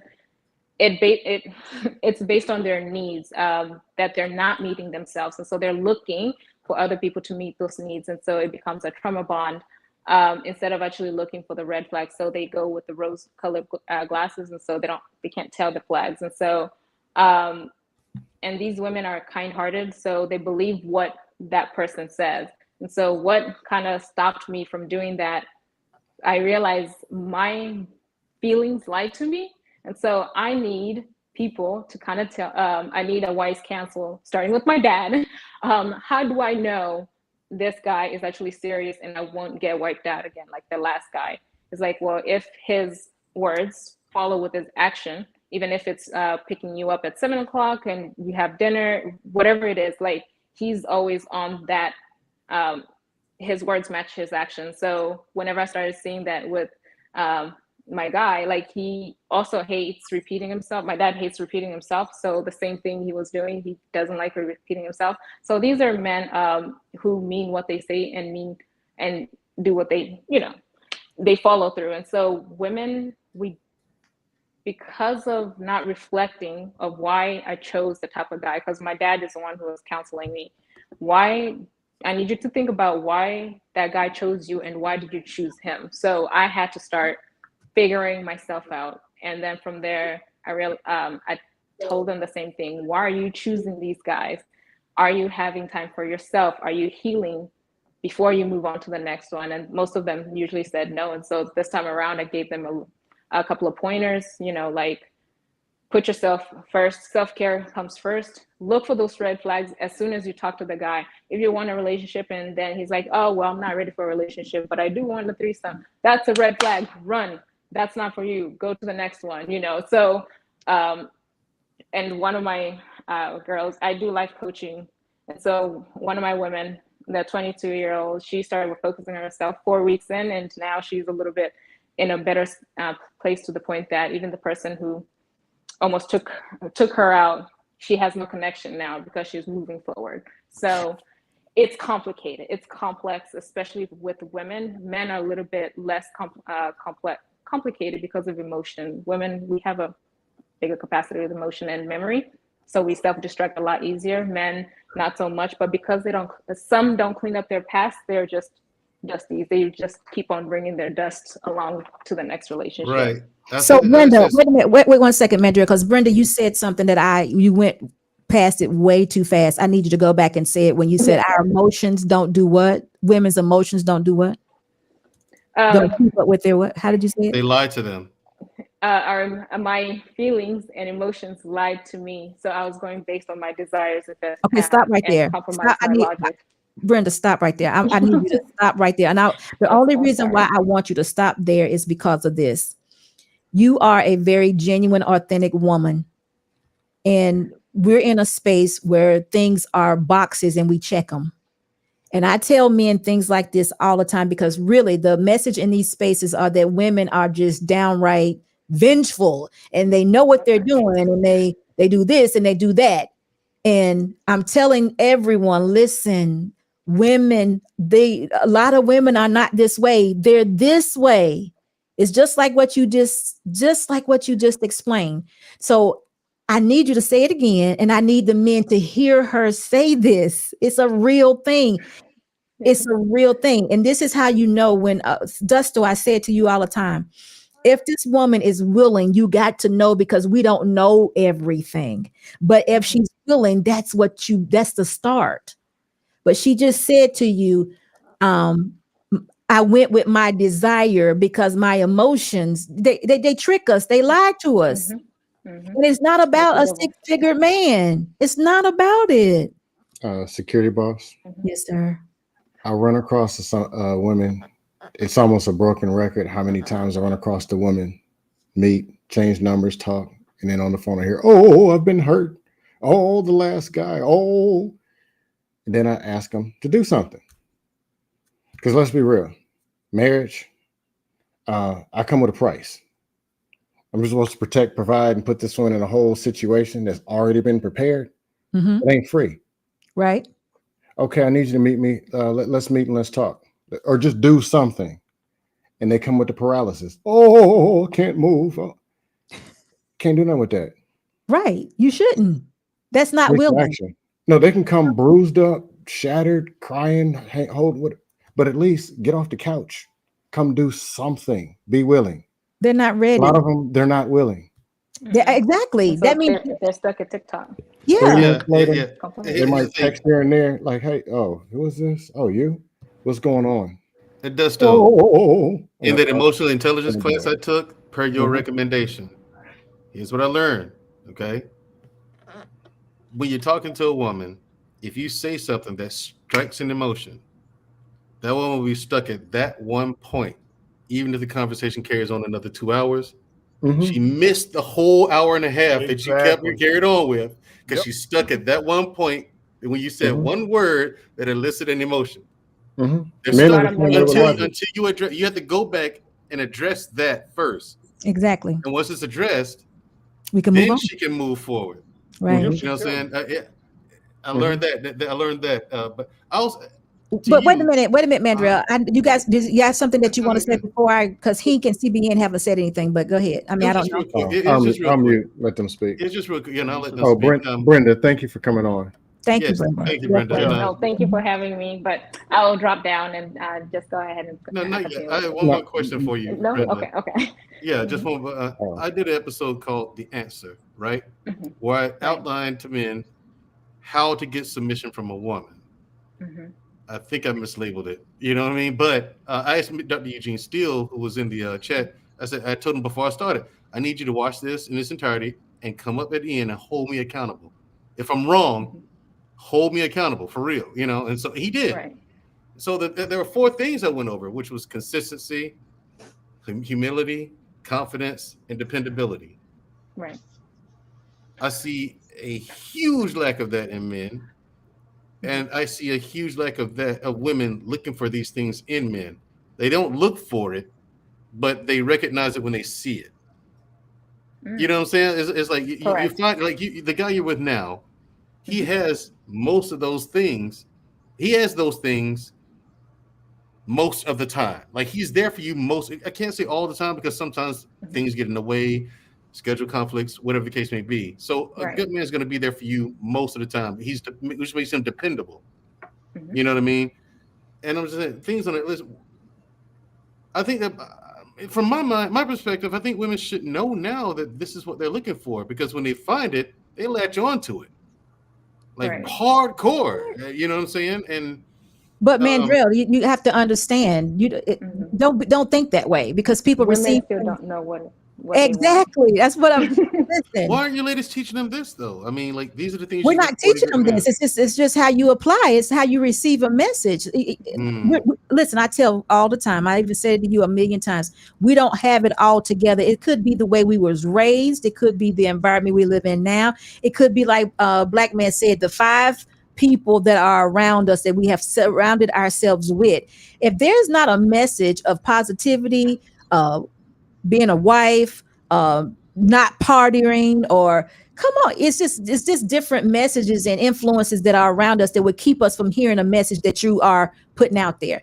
If we can't, everybody don't see everything the same. Do you realize, even though you may see something crystal clear, Definitely, I know that, but they don't like I see said, it. because even when I went over that list in that episode, it got a good reception, but I still got pushback, and I don't understand why. And at that point, with that one, I was like, I don't care who pushes back on me on that one. That one, I'm absolutely correct. If you're a man pushing back on it, that's why you don't get women.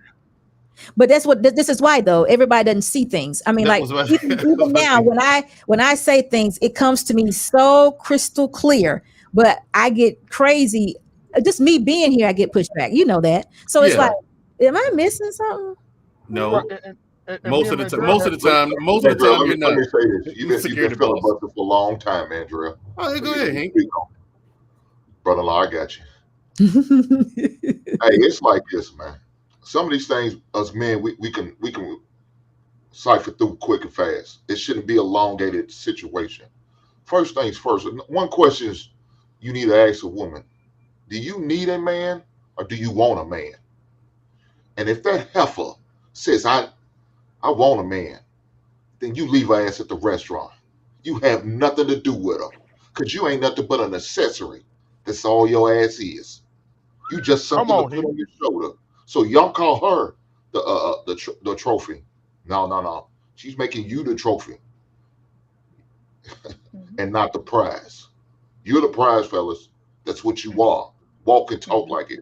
You can cipher through some of this BS they talking about. If you know and you hear her stuck in that conversation, help her along. Help her And that's along. why If you sit there and watch it and exactly. hear her do it, help her along. Don't just sit there and let her stay in a funk. You're not doing any favors for yourself if she's the woman you need to be with. Now, if she's not worth it, then walk away. That restaurant table, they need somebody to sit at. Leave her there. But if she's And worth it, if she's checking 8 out of 10 boxes, you do what you got to do. You help her along with this mental block she got going on. Keep wanting to dwell on the pain. Baby, ask questions. Why are you still talking about this? Why are you stuck in this? I seem like it really hurts you. Seems like we need to make an appointment. We need to get on a Zoom meeting. We need to get on somebody's couch. That's what needs to happen. And say we. Don't just say you, because now you're passing all blame. Because, hey, you're helping along. When you say we, you're telling us we together in on this. We doing this together. You're not by yourself. You're not taking on these challenges. You're not getting over that hill by yourself. I'm here with you. If that's who you want to be with. Now, again, if she's not who you want to be with, leave her where she lay. And that's the empathy we need. And security boss. That's the, Yeah. yes, sir. No, that's why I was gonna say. Me and Mandre had this conversation about that episode too. And the only pushback I had is when we say the words, when we word it and say, this is the guy to make a woman submit to you. No. If a woman's submissive, she's gonna be submissive. What men are running into is, like women say, men are running into Build-A-Bears. And what's happening is a lot of women have a lot of issues and a lot of problems.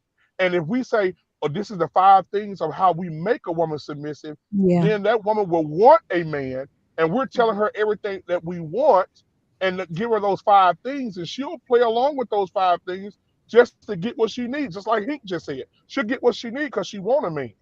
I clarified that up in that episode too. Yeah, I said, you did. You did. Yeah, there are women who just won't submit no matter what you do. No matter how much you have, no matter what you do.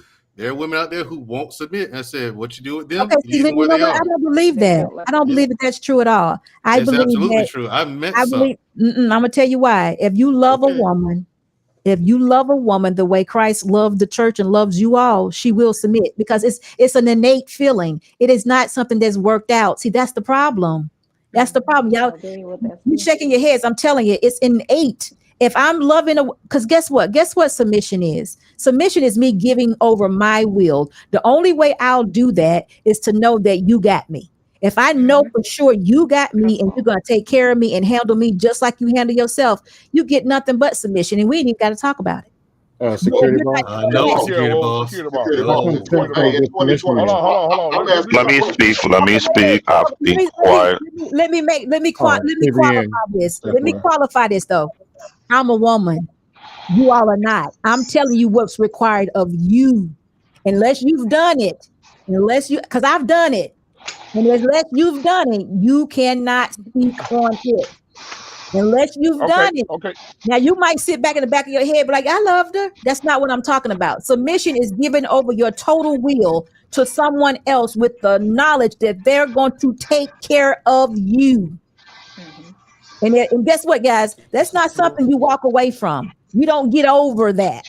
If a man loves a woman like that, you don't get over it. It's something that you talking about kinks that land on somebody's couch. That is what it makes you do if it don't work.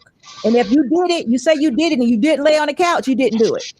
Yes, black man. Oh, yes. Black man, do you got your hand up? Are you just No, I got my hand up. go ahead, CPN. Let me just say this. Okay, go To ahead. go back to the video you just played a while ago, I had a logical and practical issue with that. When he talk about if you gonna put her happens above yours, because when I look at the scripture, I fully grasped it. I fully understand what it meant. Men were supposed to sacrifice themselves. Christ sacrificed him for the cross. Yes, I get it. I understand it. But it also say to the woman had to put the man leave above theirs. Now, the way it was being described in the scripture, it's like a sword cut in two ways. The problem with a lot of women, they quick to point out the role the man's supposed to do. But at the same token, when I look at themselves and realize they had a part to play. This is why I ask people this question. You ever notice when you look at relation is nothing but a scale? If what you put in, what you put out, and the man put 100% in the scale, and you didn't want to put 5%, the scale not going to balance out. The reason why a lot of marriages fail, the reason why a lot of relationships fail, because people come with that. You know what? I'm not gonna push them. I'm gonna tell you what you gonna do for before I put in. Let me see how much I can get out with this putting a little left in. And I see this in a lot of women. What man just said earlier, a lot of women like to pick the wrong men. This happened in high school. It happened in college. I used to be the one. I hate when I say this. Most women come to me and ask me questions about why do the man act X, Y, and Z? Oh, I got a problem with this one, X, Y. I need to be the free counselor because they want to pick my brain to understand how men operate. I've said it before and I say it again. On both sides, we have male, we got boys, we got men. The same applies to the female side. We got women, we got ladies, and we got girls. It's all based on the level of maturity. Yes. The problem is a lot of people don't have wisdom. Wisdom produces accountability and responsibility. A lot of people try to say they're smart. Yeah, you are smart, but you're not wise. You're smart, but you don't have the deep level of insight. You don't even have the foresight either to begin with. So when people say I'm smart, you just trying to say you're cunning. Yeah. I'm just saying, I'm coming up with the African old school mentality right now. Cunning, yeah. Conniving is good too. You're right. And this what I see. Oh, I thought you said my fault. No. This what I see a lot. This what I ask this question. To all the women, say looking for are you looking for a marriage or looking for a bank account? Which one you looking for? Because some women do their best to pretend throughout the man until they get what they want. When they get that deadline, okay, I'm out. I've reached the requirement, so I don't have to pretend to be late no more. I agree with you. I tell that on the guy's side too as well. But the thing is, we live in society, the American society, that's designed for people to play the game. Now, if you look That's why outside, that's where you get that fake submission at. That's the fake Bingo. submission. That's why I'm gonna do what I want to do and pretend that I do this until I get what I want. I'm trying to tell you guys, it's not real. It's not that it's not that all women don't do it. It's that it requires something from a male in order for a woman to genuinely do it. And someone, And I why I think, said what I said earlier before, a few months back. But People call marriage as a paper. I say marriage to me is sacred. When you very, have men who Absolutely. consider marriage as sacred, very much. those are the kind of men who don't play again with marriage. Any man that say marriage is nothing but a piece of paper, ladies, run for your damn life. Am I frozen? You look No, you're frozen. not I got frozen. you to Am I receive. frozen, y'all? No, Listen, you're good. listen. My co-host had to leave us, so I am doing this, and all I got is one button. So y'all don't ask me to do nothing. Y'all understand this? no, Who It's did understandable. that? Who moved but y'all? security boss. And those women who is not being submissive are women who just want a man. When you want something, you want it because it sounds good, it feels good. But when you need something, you'll do what you have to do in order To to do get the it and obligation. keep it. So Right. y'all fellas need to stop looking for these women who want a man. I want a man. No, looking for that woman who needs a man. I That And think you want it, to I be think they married, need though. both. Want to that be you can't married. go without. That's what Mm. then you'll be successful with a relationship. Hey, But if Hank, you I think you need both.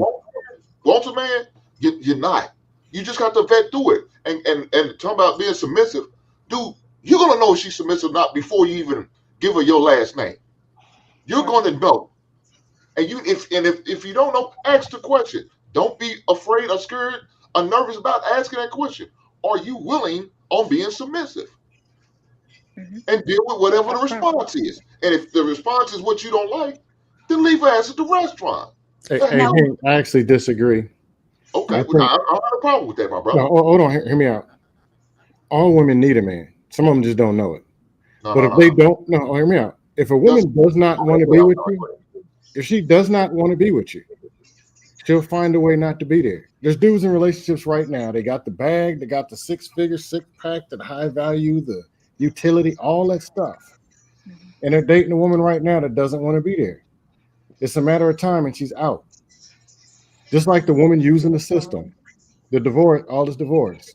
Well, hold up. It's Listen, Michael T. Shaw Jordan, had it's a Magic question. Johnson. I have one. Go ahead. Let me answer. T. Shaw, yes, you submit to your husband. You submit to your husband. Let's see. Oh, That's who we submit to. But that has nothing. I think what Mandrell is saying, and maybe Mandrell was maybe a little bit wrong with this. Are you speaking to women that say they won't submit? Now that's totally different. because But they I don't Yes. thought have you to. were For saying that example, women innately will not submit. I thought, well, maybe I'm no, wrong. what I'm saying is I think a lot of it goes because I'll speak from personal experience now, right? I had an ex who flat out told me I was a want, not a need. That she would never submit. She doesn't believe in submission. And here I am. move on. She has no reason to not do it. I mean, look, offered to, do everything. You know what I mean? Really good to this woman. And it doesn't matter. I found out it doesn't matter. There are some women who are willing to take it to their grave. Like, I think she submitted to, like, some of her ex, like her child's father, didn't work out. Now the guy's not in her life, not the kid's life. She feels skimped up about that. Now she's like, okay, she's on guard and she won't submit to anybody anymore. There are women like that who will take it to their grave. They will not submit to a man at all. Now you have little You girls move being on. raised that way from birth. But Don't see, submit to a Mandrell, that's what man. I'm trying Don't to say depend on to a you. man. Keep it moving, man, Drill. Keep it moving. Yeah, as you see, she and I aren't together anymore. So had to head out. But You see, know? remember, it doesn't work like that. But hold on for a moment. Miss Brenda, did you want to say something? Yes. So actually, I also wanted to comment a little bit on the video. Whenever it comes to happiness, so one thing I have discovered through, I guess you can say, stoicism and what we're placing happiness on other people. And the Bible doesn't even talk about happiness. Whenever it comes to the fruit of the Holy Spirit, we talk about joy, peace, faithfulness. It doesn't list anything about happiness. And so whenever it comes to happiness, it's actually your responsibility from within. Happiness is actually betting on your own character. I was doing some work and I was reading about it, and so it's all about betting on your own character, who you are, what you want, and actually following through with it. And so, if people who are getting married and they're not betting on themselves, they're betting, they're marrying based on an survival. instead of out of abundance. They're going to be absolutely looking for that happiness, happy wife, happy life. That should not be it. It's actually like, no, because I want to share my life with somebody and I want that person and I want their genetics too. That's somebody who I'm willing to work with. And people don't talk about like happiness being like an independent thing. It's not a dependent, it's not codependent. So biblically speaking, it's no. No, Actually, happiness is something you choose to be. Exactly. Because you can choose to be an angry. Y'all met them before. There's some people that are angry no matter what. They get up in the morning with an attitude, and you can have no idea why. You can choose also to get up and feel good that you can breathe, be happy that you're not in any pain, there's nothing broken, that you have a roof over your head, and continue to go on. So it's a choice. Yes. Who I don't know who was first. Go ahead, Eugene. Go ahead. Yeah, I want to sort of piggyback on what Brenda just said. You know, you already come into a relationship with your own happiness already established. Should be. Mm-hmm. So, and I said this before. The only your significant other can do only one of two things when it comes to happiness. One, he or she can either extend it or he can interfere with it. You don't want people to interfere with your happiness. You don't go looking for it. You build it your own. Very good. Dusto. I'm just curious because all women are submissive, and if you're loving her right, because she can be. I didn't say loving. I say love. If you love this woman with all your heart, right? Well, I don't know about. Yeah. You can sprinkle the Disney dust. So if that's the case, how come why women ain't marrying simps? Because simps, they love them all. Let me give you some clarity. Let me give you some clarity to what I'm saying. The love I'm talking about, it endures. It's not love the emotion. It's one that is not self-seeking. It's not one that is puffed up. It's one that says, I'm going to be there for you. I got you no matter what. Now, see, the reason why the women are having it hard or not submitting is because the men don't know that they're responsible for that. Now, these are my principles. I do things on godly principles. If you don't know that type of love, then you wouldn't understand it. But if you go back and look at that type of love and you offer that to a woman, and that's your goal every day to do that, so submission is not even a problem. This woman would kiss your feet because you're offering her yourself. Because see, it's the same thing. So why would God tell a woman to submit your will, give yourself over to this man, and he's gonna be take care of you and not have him do the same thing? No. Why would that happen? Why do you think he would even do that? No, I'm saying simps offer their absolute soul for these women. Everything. No, it ain't got nothing to do with being a simp. It's got something to do with following the principles of marriage of God. It's saying to God or Christ, listen, I'm gonna give this woman what you gave me. But see, not too many people even recognize who they are. You know, some people take their life for real granted. They take credit for all of it. They stay puffed up. I'm lost. But I think what Scam is trying to say, Dusto was trying to say, Security Boss, and I think every man on this panel has observed this. There are men who will do exactly what you're saying. What you're saying needs to happen, and these women still will not do it. They'll, instead of submitting and building something fantastic, they would rather take advantage of this man's goodwill and good nature and use that as a come up. You know what I'm saying? There are women out there who are just that blind to what's in front of them and what they have, and they'd rather misuse it and abuse it and treat it like a temporary thing. And see, I don't agree with that because I don't see that. Well, first of all, Hink is the only one. Hink and CBN are the only two that are married, that's been married. So them I would say this. My uncle who passed. Hold on for 1 second. Hold on. Them the only two that have been in a situation where they should have been doing this. Them the only two. Because this is not something that happens over in one day. This is something that you grow into. It's not like that. This is the willing part. These are the principles I'm talking about. Let me tell you something. If you get puffed up at a woman or you get angry at a woman, you right then just failed her at the love. But you're saying, I want you to give me all of you. That's what submission is. Do y'all know what submission really is? Do y'all understand? think so. Do you really think it's just me letting you do and make decisions and just moving on your own? It's more to it than that. I'm saying to you, you can have everything, every part of me, all my money. You can have my, you can come and talk to me about it. I'm agree with you, baby, because I know you got me. Who offered that? Honestly, be honest. CPN, I'm not going to talk to you. I'm going to go to Hink. Hink, did you offer that to your wife? Honestly. Your I'm sorry. previous. You said say it again. I didn't hear everything you said. I'm sorry. I'm saying this is Mandrill, this is why marriages fail. See, people don't understand. This is why they fail, because we don't offer what we're supposed to offer. We draw lines. We say, okay, you're not gonna do this, then I'm out. I'm not happy, then I'm out. Just the man in the video that he was just talking about. He asked him, he said, are you willing to give your wife, are you willing to put your wife before you? He said, I don't think I can do that. Guess what? I bet you anything his wife wasn't submissive. Right. But and the thing is, I agree with what Dusto, Hank, and I are trying to, I think what we're trying to get to you to understand is there's another level of danger out there that you're not recognizing. We're telling you that there are men out there, myself in particular. That's why I've been so guarded, because I do offer that in a marriage, in the context of a marriage. Everything. I'm all in. One big pot. You have access to all of my assets and resources. Complete autonomy. Okay? I offer all of me in the context of a marriage. Nothing held back. There are women who would either run away from that because it scares them, or they would take advantage of that and treat it like absolute dog trash.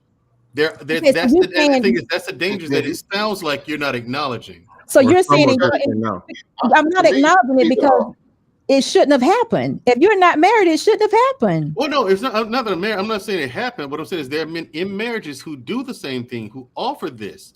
Dusto just said it earlier. He said that's what I mean by there are simps who offer the absolute soul. There are men in marriages right now who are completely unhappy because the woman doesn't value that man's all. And these are men who are willing to die for them if the occasion they made a bad decision. And there are women out there who just will not value. I don't listen. We're talking about individual marriages. I don't know. I can't speak on it. I'm not going to speak on it. But I'm telling you, fair enough. In order, because I don't know, because you're telling me this, and I can see that a man or a woman is saying I can even see a woman saying I'm submissive. I'm doing this, and I'm doing that. And I turn around and ask her, did you put all your money in one pot, or would you do it? And she would say no. So guess what that just told me? She wasn't submissive. So I get that we're calling things by the name, and I get that we're even thinking that we're accomplishing that. But the reality of it is we're not. So that's what I'm talking about, Mandrill. I'm not saying that there won't be a good woman with a good man with a bad woman, or vice versa in a relationship. That's not what I'm saying. I'm not even saying that that's not something that you do, but that should only be something you do with your wife. But the part I am telling you is this: if that is done and that woman is a wife, submission is an innate thing. You got it because she believes that you got her. I agree with that. And like I said, I agree with that part. Yeah, I agree with that part. Absolutely. Guys, what's the problem? The whole nine. Why are y'all stuck? Let me ask you this: why are we stuck on most of this bullcrap? If you have a conversation with these women, you're going to see this stuff right then and there. Just talk to them. Only thing you might have to do is say a few words. They're going to tell on themselves. Yeah, they do. They're going to unload it, like you're a therapist. They're going to just unload. Cipher through that bullshit and get to the root of what you're looking for and the answers you're needing. A lot of guys don't know how to cipher through it properly, Hank. But no, Hank, we were just addressing the statement. That man then that man lacks leadership, and he's not. Matter of fact, they're no good for each other. Let alone the woman ain't good for him. They're no good for each other. If you're not a man, and that simp is not as what we call a leader. No, simps are not leaders. They're not, and that's why. These lot of these women who want a man, they get simps because they're beneficial to them. He don't demand a lot. He's low quality, but I can keep him around because I can get what I want out of him. Find a woman who needs a man. You understand what I'm saying? Cipher through the bullshit. Hey, you taking a chance every time you go out there, putting yourself out there, putting your heart out in a relationship. We know this. It's a crapshoot. It's not guaranteed. Things can change. Everything can change. You never know. But you can't sit there. Oh, I'm not gonna ever do it again. No, you can't do that because then you're gonna be a miserable hermit, and you don't want to live like that for the rest of your life. So CBN, let me answer the real Erica's question really quick. Real Erica said, what if the man, your husband is bad with money? What if he gambles? Okay, so I'm gonna say this, and this might be very harsh. If he just started gambling after you all got married, that's one thing. But if he had a gambling problem before, then that's your fault, because that's not going to work. You cannot trust. There's no security, no stability in a man that gambles. Remember, guys, I always say there's two things that a woman really wants. And I don't know, Brenda can either add to or take away or agree. Security and stability is what women need. This is what we need, guys. This is what we need. So if a man had a gambling problem prior to us getting married, he could never be my husband, because there's no stability in that. None whatsoever. I'll be worried almost every week on how the light's gonna get paid, how the mortgage gonna get paid, and you will be the worst wife ever. So, Brenda, do you agree or disagree? Yes, I definitely agree, because and especially even not only gambling, drinking, if they have something in Anything, excess yeah. where the family will go down because of what they're doing. I'm the one who actually realized that the time I was getting out of the other relationship, I did a whole synopsis, did a whole synopsis of, if I was to marry this person, I just know we won't be stable. We'll never be stable. Never. Anxiety will be, we'll just be homeless. Like, Yeah, and listen, guys, listen, tell you something. If we're gonna go back to happy life, happy wife. If a woman is not stable and secure, she won't be happy. I'm just kidding with the happy part, but I'm just letting y'all know. CBN, go ahead, and Erica, I'll answer that question in a second. Go ahead. Let me just say that I have an uncle who I had so much respect for, who passed away a couple of years back. His wife was the perfect example of what Pink and Mandra were talking about. There are women who be married to a particular man after so many years they decide to show their true colors. This woman was out of control, very disrespectful, had no respect for people around her. My uncle was soft spoken, don't like to go back and forth. He don't say much to her. She was disrespectful to his mother as well, to the point whereby she's so divisive that she even divide the kids among themselves. She pit the two sisters among their against their older brother. Now, mind you, this person is supposed to be my mom's younger sister at one point. I saw the behavior trait. I never liked it. I called it as it is. What happened is my uncle, instead of addressing it, he was so soft spoken, he just buried himself in his work. She drained that man so much to the point one day he came back from work, he passed out from a heart attack. Wow. Just a block from his house. And when I heard that, I looked my mom right there in the face. I give her that look. Like, you cannot tell me you didn't know what was going on. You cannot tell me this was the end result of what's going on. This is why I'm not gonna lie to you. I wrote off all Nigerian women because of that. Mhm. There was a cultural habit when we men, when we marry women, sometimes if we cannot deal with it, we will play with another. But he couldn't do it over here. He was a Christian man, and he was very faithful to his religion and to his faith. But he tried his best to be the peacemaker. She was like a Jezebel spirit through and Exactly. through. Mhm. Exactly.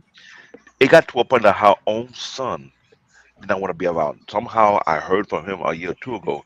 They reconciled, but they don't talk much. My mom did the same exact thing with me. When she found out my wife was a Trinidadian, she tried to pit me against my wife, tell me to get a second wife. So listen, let me say this. She's wrong. That woman was wrong. And I'm not telling you guys that women are not wrong and evil. I have told y'all that women, see, y'all think women are evil now. I happen to think women of my age are more evil than ones these days can be, because where do you think they get the junk from? So I'm not saying that women are not evil, but guess what, Mandrill and CBN, that woman was evil from the beginning. She showed signs of that behavior from the beginning. And she was not a submissive woman from the beginning. he decided to play into that. Now she might have been cunning, she might have played the game, she might have played the role, because I've heard women of my age and older say all the time, I'm gonna get what I can get. I'm gonna get the money. I even know them to go in their pockets when they're sleeping and steal the money out. So I'm with you all. I'm with you all, but I'm talking about a marriage relationship in the times that we're doing now, where women are wanting to be married and husbands are wanting to be, and men are wanting to be husbands invested into relationship. This is a different thing, y'all. This is not what my mama and daddy had. This is not it. This is totally different. We did not have good examples of marriage. I'd say this all the time. We're trying to put good examples of marriage in there. I'm telling you, you don't have to ask your woman to be submissive. You don't. She will do it if that's what she wants to do. And I mean that as in, if you are the husband that she should be, or that you should be, you ain't got to worry about it, y'all. Mr. Boss have never asked me, I need you to be submissive. Right. And I've never asked a woman to be submissive either. It doesn't work like that, guys. The episode that I did, because men kept asking, well, what about the women who won't be submissive? That's why I added that caveat. Listen, there's some women who just ain't going to do it. And what do you do about them? You leave them where they are. Alone. And you move over to someone else. That's what I was trying to say to you. You don't, if a woman, but even with that woman, I think with the right man, she might. But if a woman is not submissive, leave her where she is. But guys, you got to understand something though. If a woman is not submissive, because that's who we are, y'all. In marriage, that's who we are. Then there's a problem with that woman, though. You understand what I mean? Yeah. Not anymore, security boss. There's another level of danger out there where I don't know what kind of animal this is, but in the wild, this one here is super vicious and most deadly. I don't know what to call it. We got to come up with a category for it. But security boss, that's like I said with Dusto and I. It seems like it seems like she's missing that part. No, I get what you're saying, but it still is a requirement of a man. I just want y'all to get this part. And we're talking about women that want to be married and who are willing to make the appropriate adjustments to have a husband. So we're not talking about everything out there in the wild, right? Okay, I'm talking about to a certain woman or women. Okay, if you're talking about a woman who wants to be in a good marriage, and do for her husband and have her husband do for her, and everything. Yes, that's a different creature than we're talking. Okay, so let me say this. When you come over here, when y'all come over here, don't bring that other trash with you. That's all we're talking about. That's my point. I said this from the beginning. Why do we need to entertain all that extra when we know we're not talking about that? I don't talk about them. If they don't want to be married, they don't want to be married. Let's talk about the ones that you all want for good wives. Yeah, I don't want no man to have no bad woman. That's the worst thing in the world. Like security boss, like the list I put out there for guys. I mean, even that got misinterpreted by both men and women, and I don't know how, but I mean, and it's not to force women to submit, because that's not going to happen. You're not going to force a woman to submission. But what women submit to are those four things. Those are the characteristics that really hit them in the feels. Guy who they can depend on. He means what he says in his word, and he keeps his word. You know what I'm saying? He's not too egotistical to ask for help. If he knows, because I told guys, women are not expecting you to know everything. But it goes back to what Hink is saying. All you gotta do is ask the right question, and you can figure it out. That's true. That's true. I agree with Hink wholeheartedly with that. But the thing is, men have to learn how to sift through all the word salad and find the nuggets, the things that they're looking for, and the things that they need to hear. Guys have to learn how to do that, and I think as men, we need to start teaching young men what to look for and what to look out for when it comes to that. How to protect themselves, Hink. I agree with Hink. Protect yourself at all times, men. But we have to teach men how to defend themselves. I think that requires putting a little time. This is why I said men to have a circle of counsel, not an echo chambers. When you have a circle of counsel who not only educate you, who enlighten you and guide you in the right path, they can give you the tool to how to sift through the garbage. But when you have an echo chamber that surrounds you, you can never see clear. The Bible says in Proverbs chapter 13, verse 24, he who surrounded with wise counsel will be wise, but he surrounded with fools will be destroyed. You can't be around idiot and think you will see clear with them. And idiots drive me up a wall. Security boss knows that. I can't say Look, anything I mean, around you know them. what?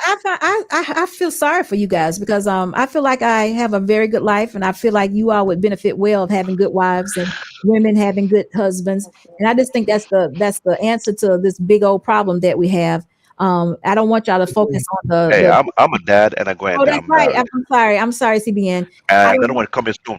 Another one coming. I gotta get my third grandchild. Woo! Wow! Congratulations. I don't want Yeah. y'all to concentrate on what's negative out there so much because who was that? Who was that person? I forgot who it was right now, but he said they did a test where a driving test, some kind of test. I'm not sure I'm not sure what test it was, but the scope of the test was concentrate on that light pole and drive towards it and see can you miss it. What do y'all think happened when you concentrate on the light pole? You think you can drive past the light pole even though you're concentrating on it, or you think you'll concentrate on it and hit it? Get it? Hit it. Exactly. So if your concentration is all these negative things that these women have or don't have, whoever they are, wherever they are, we know they're out there, then most likely that might be something that you're attracting because you're finding it in them. When maybe it just may be a simple influence. You understand what I mean by that? Y'all understand? Women are influenced by things that we see and do. Meaning, if I hung around a group of women and they all had natural hair, I probably wouldn't get a wig.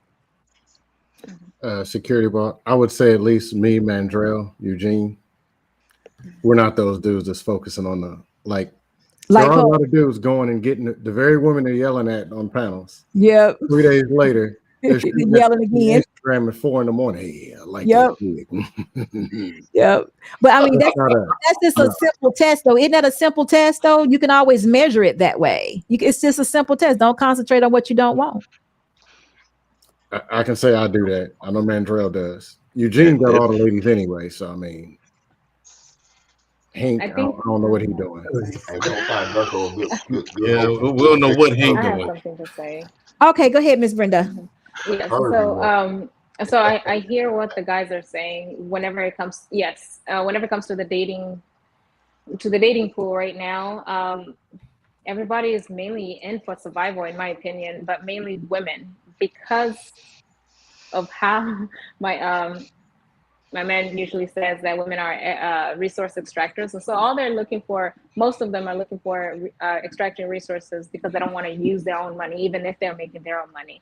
And whenever it comes to debt, especially in academia, unfortunately, they lied to us about what to get into. And then as soon as we graduate, I'm about to go do a second degree, we're stacking up debt, but the job that we're going for, it doesn't exist. And so now I'm pursuing a second degree in accelerated for nursing, but at the same time, because I was a CNA for 4 years, I developed a masculine, like a can-do attitude. I don't need no man until I started breaking my own walls down. And so guys are dealing with a whole different beast out there, women who can do it by themselves, and they are not afraid to say it out loud. And so the time I broke my own self down, and also God, humbled me, I realized I need a man. I need somebody like my dad, an authority, because I'm self-destructive if I don't have guidance. I have all the knowledge in the world, I just don't know how to apply it properly. So my man usually says, "You're really intelligent, but common sense, I have no idea what to do with it." But it's because I'm trying to navigate this world the way I think. But I realize whenever I make wise choices, it's because I have somebody to counsel me. I usually call my dad to kind of help me with the logic aspect. And so it's hard out there. And so now it's like Let me everybody's respond playing out like to a Brenda defense. But because did she you hear make what it. you said though? You went from that I need a man to I want a man mindset. And guess No, what's gonna happen? She it was went from I want one want. to I need one. Yeah.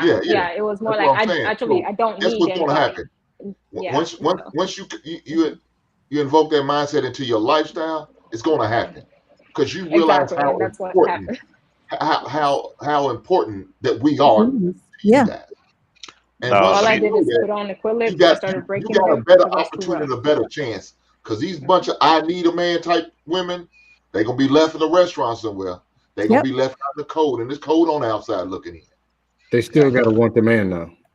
Now, what Brenda said They do. earlier, she said she went to the higher Both. educational system and they kind of like lied to her.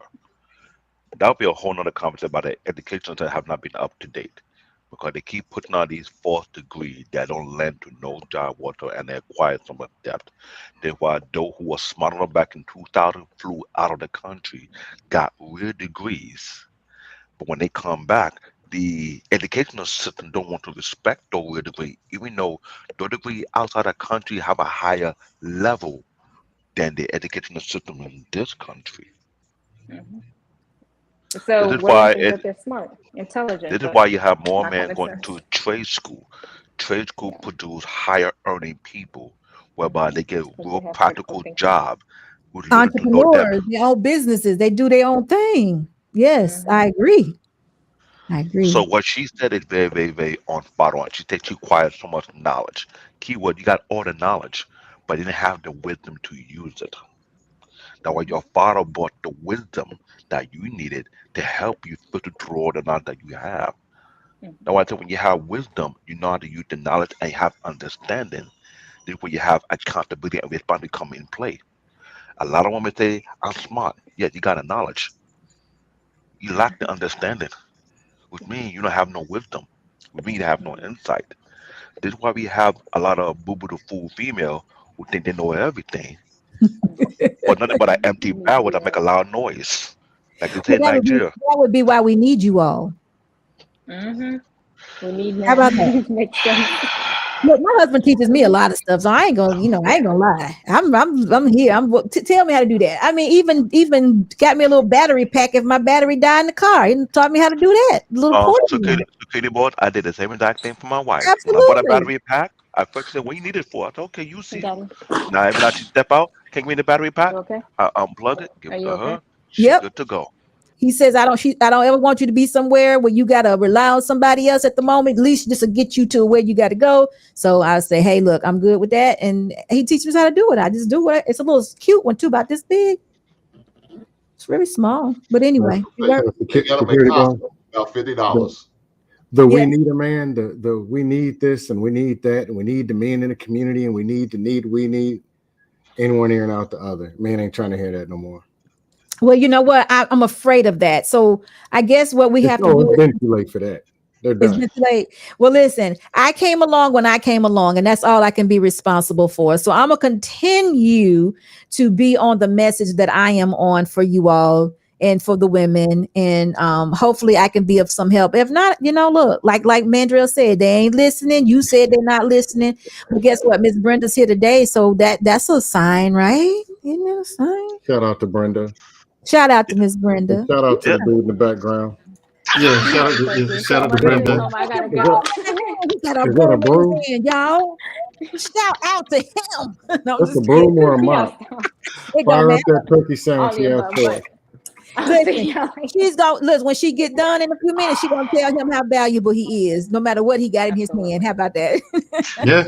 All right, But Miss Brenda. Oh, go ahead. thank you, man. Thank Yeah, you so thank much you, for Miss having me. Brenda. Thank you for Thank you coming so up much for coming because, Of up. course. Yeah. like I said to security boss, we need women to engage in the conversation, especially when it's on a platform that's civil like this one.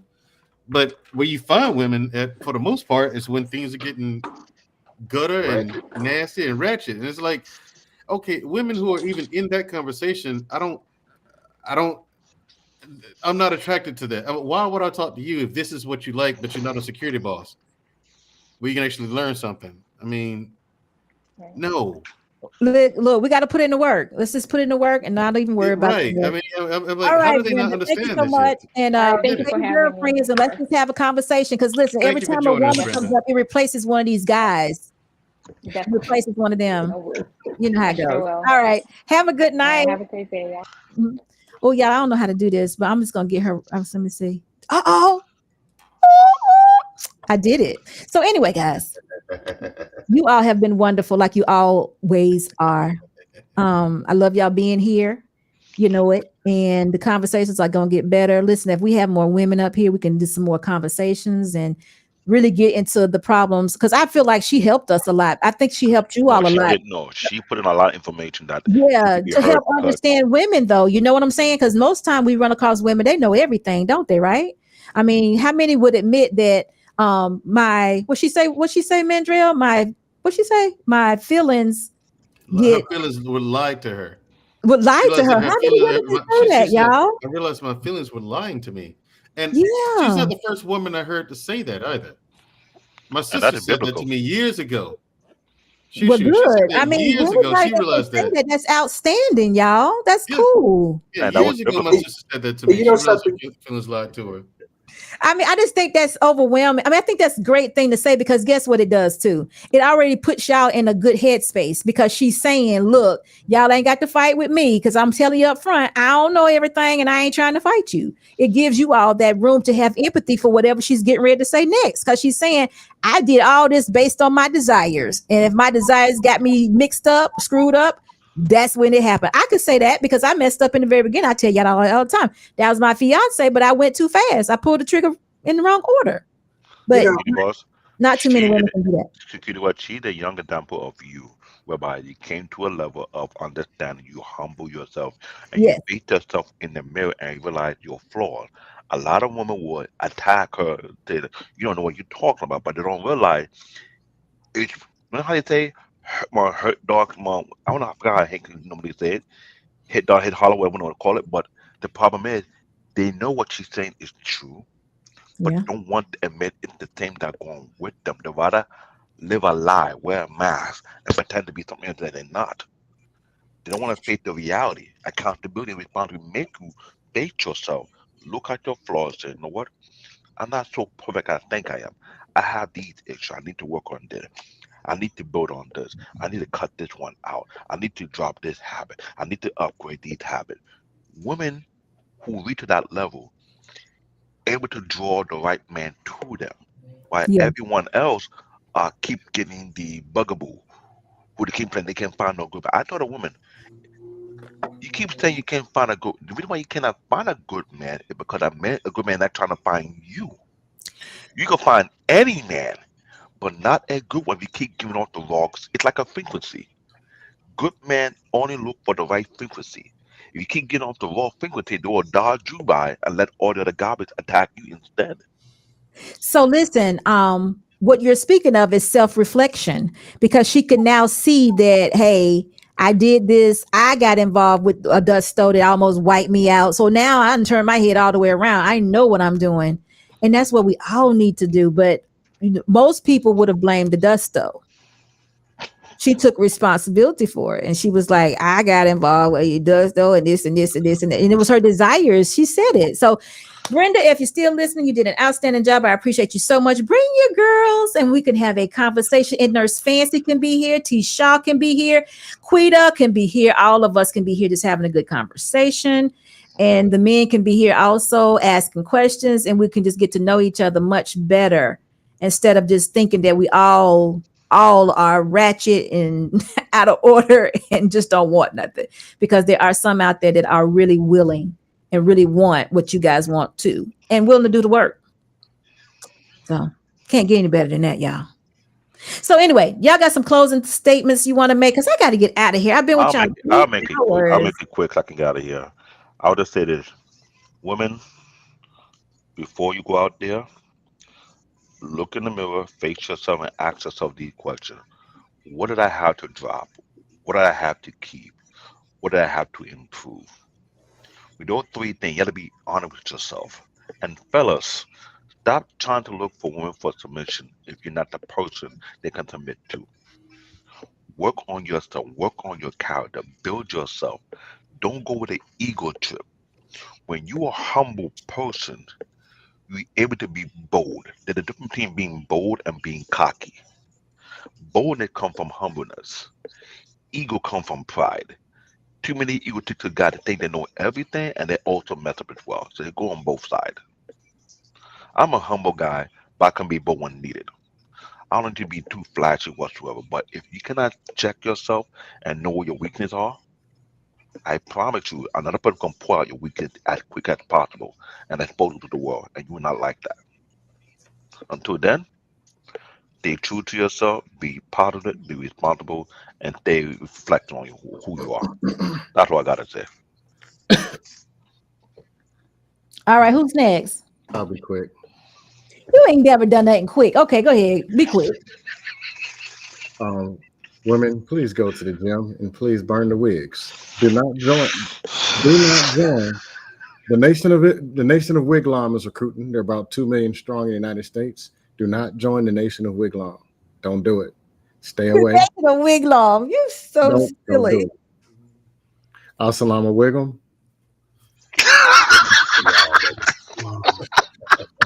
Alaikum salam, brother. We're gonna allow. That's all I got. Oh, you know what, guys? Before I get done, let me do this. Erica, I did not answer the other half of your question. And I'm sorry, y'all. My mind's crazy. The other half of your question was this: what if you married the guy you found out the guy that was a gambler? You found out after you married him already. I hate to say this, ladies, but if it happens after we're married, we got to go through it together because that's my man. And it's for life, and we're gonna make it work. But I'm going to be the one that's handling money, and he's going to agree that I'm the best one to handle the money. I'm still going to feel some insecurities and some instability, but we're going to make the best that we can out of it. I'm going to be there with him, going through the gambling. I'm going to be praying that he get over it, but I am going to be handling the money because he too will agree that he will not be the person that's fit to handle the money. So Erica, I'm sorry, I forgot about that, but that is the answer to that. If I marry him, he my gambler. We got to work it out. So I'm sorry. Who's next? Go ahead. Go ahead, Dusto. I'm sorry. No, I just went. All right. So Hink or Mandrell or Dr. Steele, either one. Well, I want to say that it all comes back down to first being mentally ready to get into a relationship or even go and dating. And it also comes down to, when you are vetting or courting somebody, you're not just courting or vetting somebody to see, well, what you like about her or him, but it also comes down to what sacrifices are you willing to make to make it work. And that's really the whole foundation. When you get into a real relationship, this is I would call it a practice for a marriage, but it is a good segue. You get to see, well, what are the potential problems you're going to have, and when your mind is right, both of you know how to solve it. Come together to solve it. What if certain traumas arise? You know how to handle it. How much are you willing to be with her? How much are you willing to do something to help your significant other? That's all key to the marriage you're going to experience later on if you reach that stage. Also, one last thing I want to say. It was great to hear from, what was it, Brenda? Yes, Brenda. Yeah. Most of the content creators I listen to are women. Mm-hmm. And when you're marriage minded, it's healthy for a man to hear from the woman. Yes, it's just as healthy to hear from the men too, but especially from women, especially married women, it's healthy. I learn a lot from them. Very good. Thank you. Thank you a lot for that. Sometimes, do you know how much flack I get for talking to men? There are people out there that feel like you all shouldn't even be here right now. Did y'all know that? Did y'all know that? Who gives a shit, security boss? I'm with you, Hink. I'm just sharing my messages with you all. And I often wonder, I'm thinking if what I'm saying is nothing to you, let it be nothing. Why do you need to comment? If I'm saying nothing, let it be nothing. Why does it bother you? So, it's always somebody trying to kill the messenger, right? They call it itchy ears. They got itchy ears. They call it itchy. They got the. Well, it is what it is. But I hear a lot of times, don't be telling men what to do. I'm like, wow, I'm not trying to tell them what to do, but I don't want them to mess up. I definitely don't want them. I want to warn I would warn anybody. I don't care if it was a man or woman, boy or girl. It wouldn't matter to me. If I can keep you from walking off the cliff, I'm going to let you know that this is not the cliff you should walk off of. Wouldn't I be wrong not to? If I saw you walking off a cliff and I just sit there and watched you do it, wouldn't I be wrong? No, you would not. No? Okay. Well, I feel like I would be wrong. I feel like I know that I got something to keep you from going off that cliff. I think I should tell you about it. I think it's my job to tell you about it. It's a duty for me to tell you that cliff end. It's dark over there. You can't see it, but I can see that cliff is getting ready to end. Don't go over there. Now, if you do it anyway, okay, I can't do nothing about that, but I think I should at least relay the message. Yeah, I mean, that's the first thing to do is at least give them a warning. Now, if they want to heed the warning, then so be it. If not, Hank, they don't have to worry about the one because they can continue to go to the nature of Wiglam and get attacked more often. All right. Let me get my closing remarks for these. Okay, man. Okay, he go ahead. Hey, black men, protect yourself at all times. That's what I'm talking about right there. That's what I'm talking about. Why wouldn't I be able to say something like that? Protect yourself. Gosh, go ahead, man. Be careful of the nature of Wiglam. Be careful. All right, Mandra, you got it. Hey,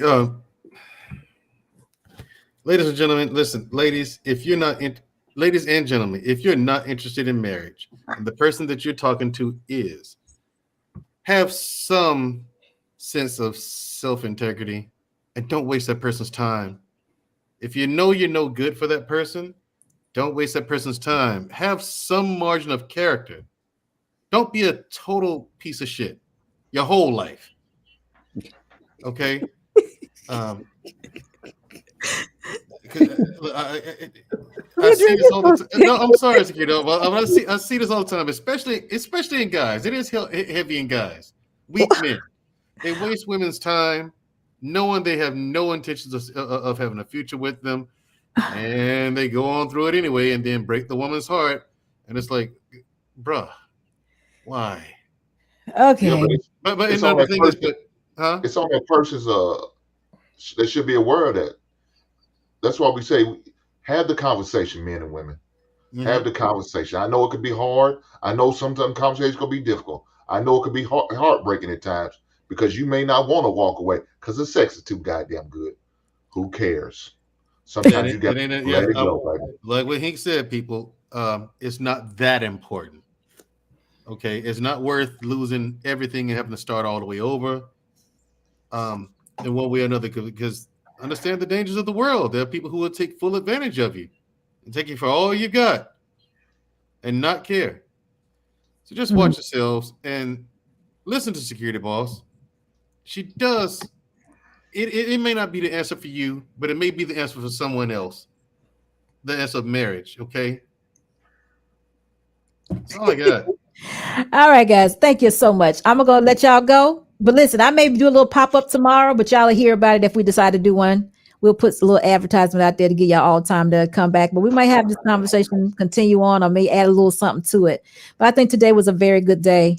And I appreciate you all. And then over here in the comment section, y'all know I appreciate you all. And definitely, if we decide to have one tomorrow, we're going to let y'all know what we're doing. Because I've been busy this week and I haven't had a time to connect with you guys. And it seems crazy. It seemed like I ain't talked to black men in I don't know how long. I mean, black man, I saw you just got home, but I actually missed the dude, right? This is funny. So I got to connect with you when I can because I'm being busy during the week, but soon that is going to change too. And I can get back, me and Mr. Boss can get back to our weeklies. So until then though, y'all have a very good night and I will see you guys soon. All right. Bye-bye. Bye.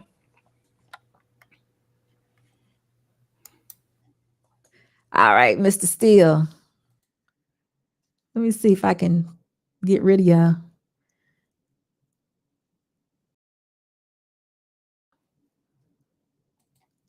All right. Y'all have a good night. See ya.